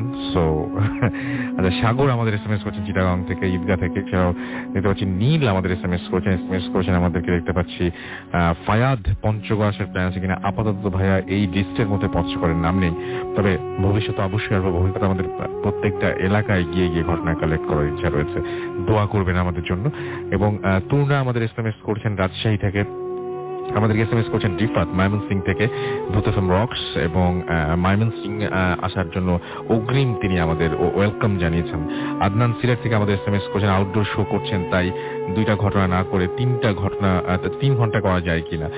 3 ঘন্টা করা আমাদেরও প্ল্যান আছে, এরপরে কিন্তু শো রয়েছে, সুতরাং আমরা চাইলেই যে খুব দ্রুত 3টা ঘন্টা করে ফেলতে পারবো এটা একদম এরকম কিছু না আর কি। জেরিন আমাদের SMS করছেন ময়মনসিং থেকে, এবং ভূত এফএম তার কাছে অসম এটা তিনি জানিয়েছেন। আমাদেরকে রানা SMS করেছেন ময়মনসিং থেকে, এবং আমাদেরকে তিনি বলছেন স্টুডিওতে এসে বলতে চান, যারা স্টুডিওতে এসে বলতে চান ময়মনসিং এর, দেখতে পাচ্ছি প্রচুর রেসপন্স। যারা স্টুডিওতে এসে বলতে চান ময়মনসিং থেকে তারা চলে যান, আমাদের অ্যাড্রেসটা লিখে নিন, এবং আমাদের অ্যাড্রেসটা হচ্ছে bhootfm@radio40.fm। স্পেলিংটা বলে দিচ্ছি, এক্ষুনি লিখে ফেলুন, ভূত এফএম BHOOTFM@radiofoorti.fm।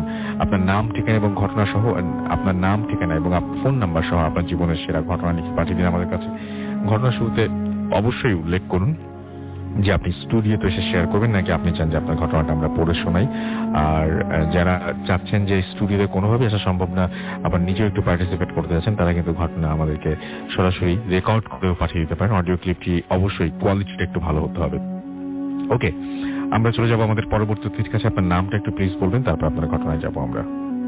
হ্যালো লিসেনার্স, আমি মাসরুর আহমেদ শোভন, আমি চিটাগং মেডিকেল কলেজে পড়ি, 3rd ইয়ারে। তো রাসেল ভাই, আমি ডিরেক্টলি ঘটনায় চলে যাই। জি প্লিজ। ঘটনাটা আসলে ঘটে আমি যখন প্রথম মেডিকেলে ভর্তি হই, এটা 2014-র ঘটনা। টাইমটা অলমোস্ট এরকমই ছিল, তবে একটু পরে ফেব্রুয়ারির শেষের দিকের ঘটনা। তো আমাদের মেডিকেলে প্রচুর অনুষ্ঠান হয়, এবং আমি কালচারাল সাইডে অনেকটা অ্যাটাচড এবং অনেক প্রোগ্রামও করি। তো এই জন্য আমরা যখন ফার্স্ট ইয়ারে থাকি তখন আমাদের একটা হোস্টেলে থাকতে হয়, যেটা নাসিরাবাদে, এবং আরেকটা হোস্টেল হচ্ছে আমাদের মেইন বয়েজ হোস্টেল, যেটা আপনার 2টা পাহাড় দিয়ে সেপারেট করা, আমাদের ছোট পাহাড় দিয়ে সেপারেট করা মূলত হসপিটালটা থেকে। তো আমার অনেক প্রোগ্রামের কাজে বা এই ধরনের ডিফারেন্ট কাজে আমার মেইন হোস্টেলে যেতে হয়। তো তখন ওই দিন বা ওই সময়টা থেকে আমি মেইন হোস্টেলে যাওয়া শুরু করি, ফার্স্ট ইয়ার হোস্টেল থেকে। মেইন হোস্টেলের যে জায়গাটা, হসপিটালকে যেটা মেইন হোস্টেলের সাথে কানেক্ট করে, ওইটা মেবি বানানো হয়েছে পাহাড় কেটে একটা রাস্তা বানানো হয়েছে। তো ওইটার পাশে একটা মাঠ এবং পাশে আর পাহাড়গুলা। তো আমি রাতে কাজ করতে করতে লেট হয়ে যায়, এবং ওইখান থেকে আসতে আসতে অলমোস্ট 2:30 বেজে যায়। তো ওই সময় আমি শুনেছিলাম যে এই জায়গাটা তেমন একটা ভালো না। তো যখন আমি ফিরছিলাম মেইন হোস্টেল থেকে ফার্স্ট ইয়ার হোস্টেলে ওই পথটা দিয়ে, তখন যখনই আমি 2টা পথের মাঝখানে আসি, মানে 2টা পাহাড়ের একটা ছোট একটা জায়গা আছে, ওই জায়গাটার মধ্যে যখনই যাই, তখন দেখি টেম্পারেচারটা হঠাৎ করে কমে যায় বলতে একটা ভ্যাপসা বাতাসের মতো আমার শরীরকে টাচ করে, এরকম একটা ফিলিংস চলে আসে। তো আমি তখন ভয় পেয়ে যাই এবং থান্ডার্ড হয়ে ওই জায়গায় প্রায় থেমে যাই। আমি ছোটবেলায় শুনতাম যে এইরকম যদি কখনো কোনো ঘটনা ঘটে তাহলে কখনো থেমে থাকতে নেই, কখনো মানে থামা যাতে না যায়, এরকম ভাবে আমি শুনি। তো আমি এগিয়ে যাই, একটু এগিয়ে যাওয়ার পরে আমি দেখি যে কেউ আমাকে ফলো করছে, এরকম একটা কিছু হচ্ছে। আমি অনেকবার চেষ্টা করি পিছনে ফিরে তাকাবো, কিন্তু আমার সেরকম কোনো সাহস হয় না। তো আমি কোনোভাবে ওই জায়গাটা কাটিয়ে সামনের দিকে এগিয়ে যাই। তো 1 বছর পরে আমরা মেইন হোস্টেলে যাই। আমরা মেইন হোস্টেলে উঠি ফার্স্ট ইয়ার হোস্টেল থেকে। তখন আমি ওই জায়গাটা সম্পর্কে কিছু কিছু তথ্য জানতে শুরু করি, এবং সবচেয়ে ইন্টারেস্টিং এবং ভয়ঙ্কর যে তথ্যটা আমি জানি, যেটা কয়েকদিন আগেই রিভিল হয়েছে, সেটা হচ্ছে ওই পথটার ঠিক পাশেই একটা গণকবর ছিল, এবং ওই গণকবরে অলমোস্ট 30 জনকে কবর দেওয়া হয়। আচ্ছা। এটা আপনি পরে জানতে পেরেছিলেন? হ্যাঁ, এটা আমি পরে জানতে পারি, এবং ওই জায়গাটা শুধু আমার একার এক্সপিরিয়েন্স ছিল না, অনেকেই ওই এক্সপিরিয়েন্সটা করেছে, যেটা টেম্পারেচার কমে যায় এবং ওইখানে ল্যাম্পপোস্ট গুলোর ব্লিঙ্কিং গুলো এত বেশি হয় যে ওইটার মধ্যে আপনার কয়েকদিন পরে পরে ওই লাইট গুলো চেঞ্জ করতে হয়। আচ্ছা। এবং আরো একটা তথ্য রিভিলড হয়, এটাও খুবই রিসেন্টলি, সেটা শোনা যায় যে যেসব বাচ্চাদের অ্যাবর্শন করা বাচ্চাদের এবং বেওয়ারিশ অনেক লাশকেই ওই জায়গায় দাফন করা হয়। আচ্ছা। এবং এই ঘটনাটার পর থেকে রাসেল ভাই এখন আমি কতক্ষণ পরে ওই রাস্তাতে দিয়েই যাব, এবং এই ঘটনাটা সবার সাথেই ঘটে অলমোস্ট। ওকে। এই রাস্তাটা খুবই ভয়ঙ্কর এবং হন্টেড বলা যেতে পারে, এটা হন্টেড একটা প্লেস। অনেক ধন্যবাদ আপনাকে আপনার ঘটনার জন্য, এবং আমরা আবারও ব্রেকে যাব, তবে তার আগে একটু জানিয়ে দিই, খুলনা থেকে আনোয়ার এবং তার ওয়াইফ আফরিন লিখেছেন যে বাংলাদেশ ক্রিকেট টিম আসলো কিন্তু এখনো ভূত এফএম টিম আসলো না। আমরা কিন্তু খুলনায় যাব, যে আমাদের লিস্টে রয়েছে খুলনা, এবং আমরা নেক্সট মান্থেই ইনশাল্লাহ আপনাদের ওইখানে যাচ্ছি। এই মান্থে হতে পারে আবার না হতে পারে, বাট নেক্সট মান্থে যে আমরা যাচ্ছি এই বিষয়ে কোনো সন্দেহ নেই।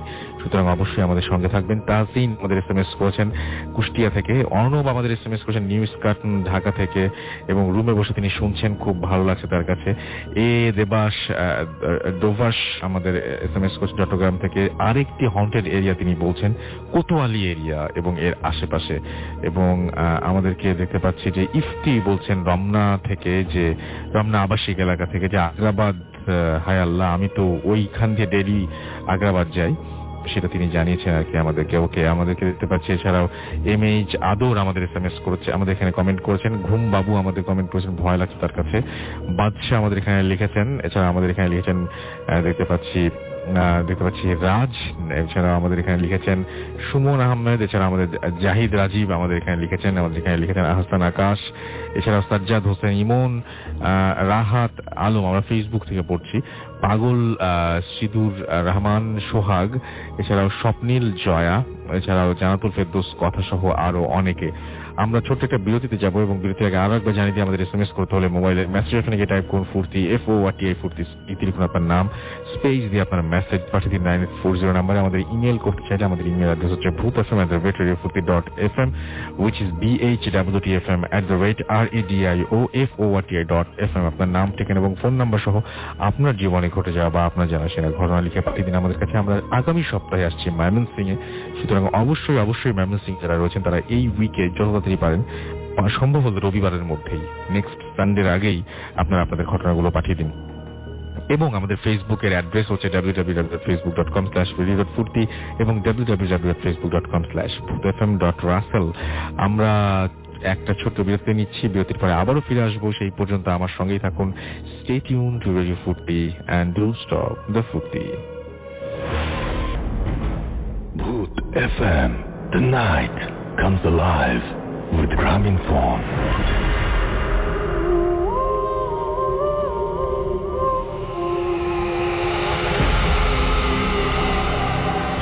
Welcome back.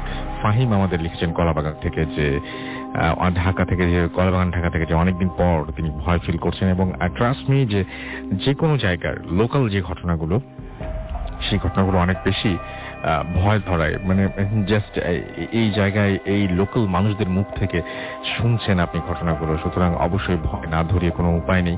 তামিম আমাদের পতেঙ্গা চট্টগ্রাম থেকে SMS করেছেন, শৌকত আমাদের SMS করেছেন সার্ভার ক্যান্টনমেন্ট থেকে, ছাদে বসে তিনি শুনছেন।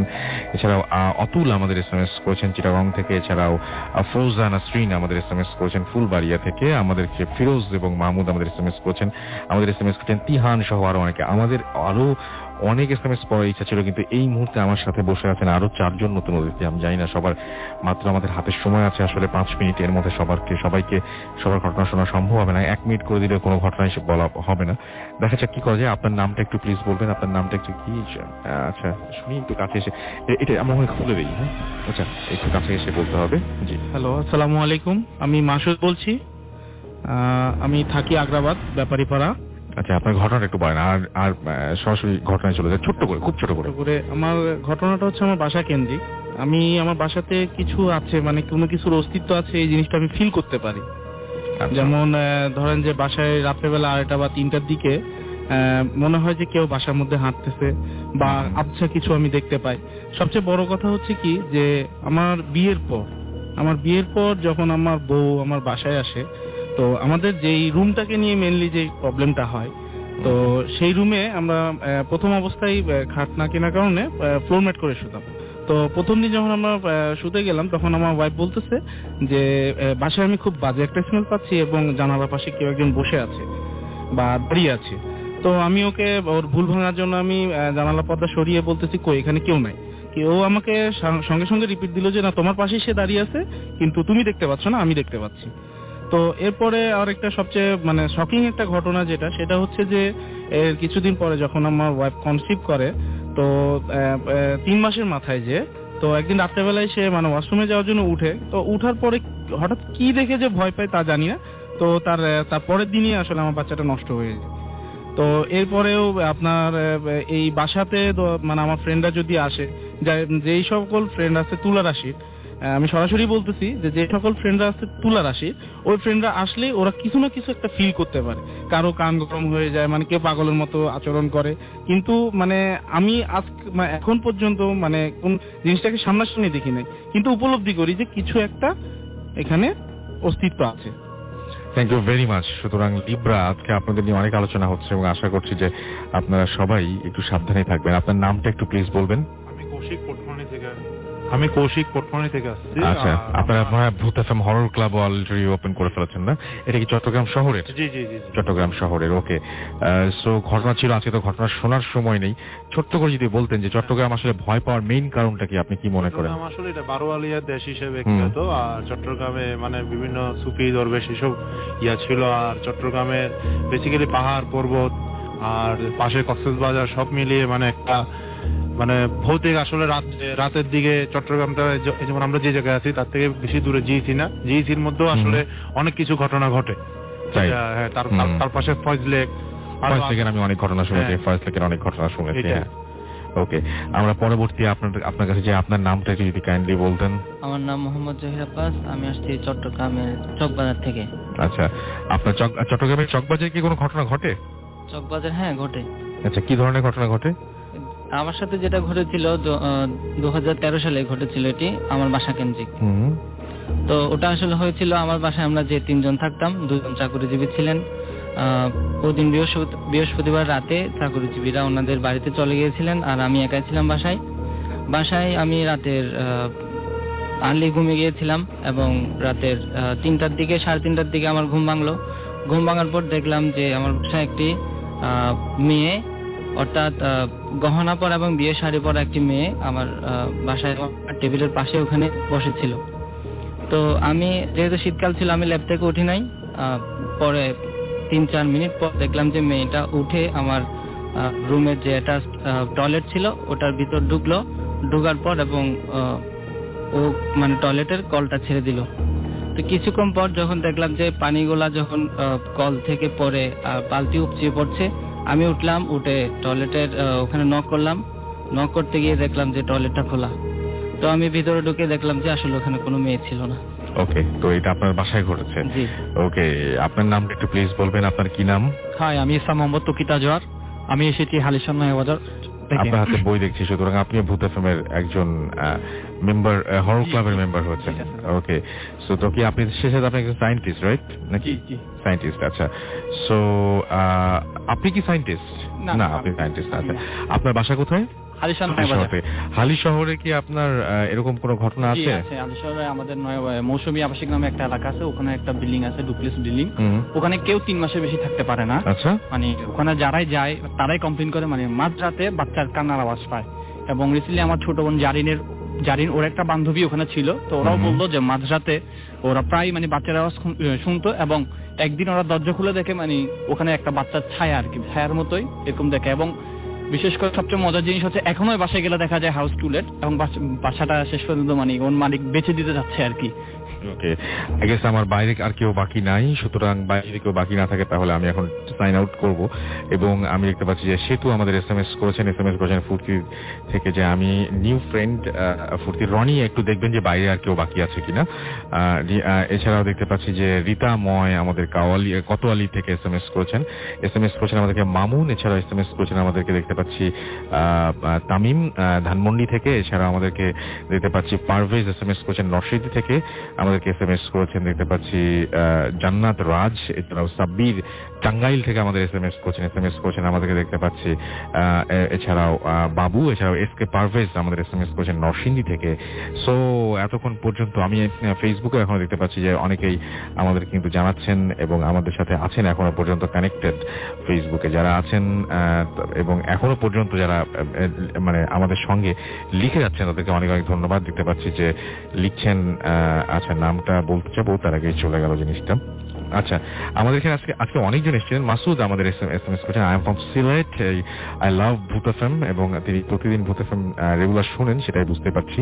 আমাদেরকে এছাড়াও দেখতে পাচ্ছি পিন রাজ SMS এখানে কমেন্ট করেছেন আমাদের এখানে দেখতে পাচ্ছি আরো অনেকে, এবং আমি দেখতে পাচ্ছি সুমন আহমেদ তাদের মধ্যে একজন, আমাদেরকে এছাড়াও কিং অফ নাটোর তার মধ্যে একজন, আমাদেরকে MD আমল ইসলাম আছেন, আমাদের সাদ্দাম হুসেইন আছেন, এছাড়াও আব্দুর জাহান আছেন, শরীফুল ইসলাম আছেন আমাদের এখানে, অমিত সহ আরো অনেকে, অমিত জাসিদ, সুমন আহমেদ, নাহিদ, আরিফুল, এছাড়াও দেখতে পাচ্ছি আরো আছেন নিলয়, এছাড়াও রয়েছেন মিজানুর রহমান সহ আরো অনেকে। সো ফেসবুকে এখনো পর্যন্ত তারা আছেন। এছাড়াও দেখতে পাচ্ছি রাহাত আলম আমাদের এখানে রয়েছেন, মেঘের পরে মেঘ, আমরা ফুর্তির পেজে চলে গেছি।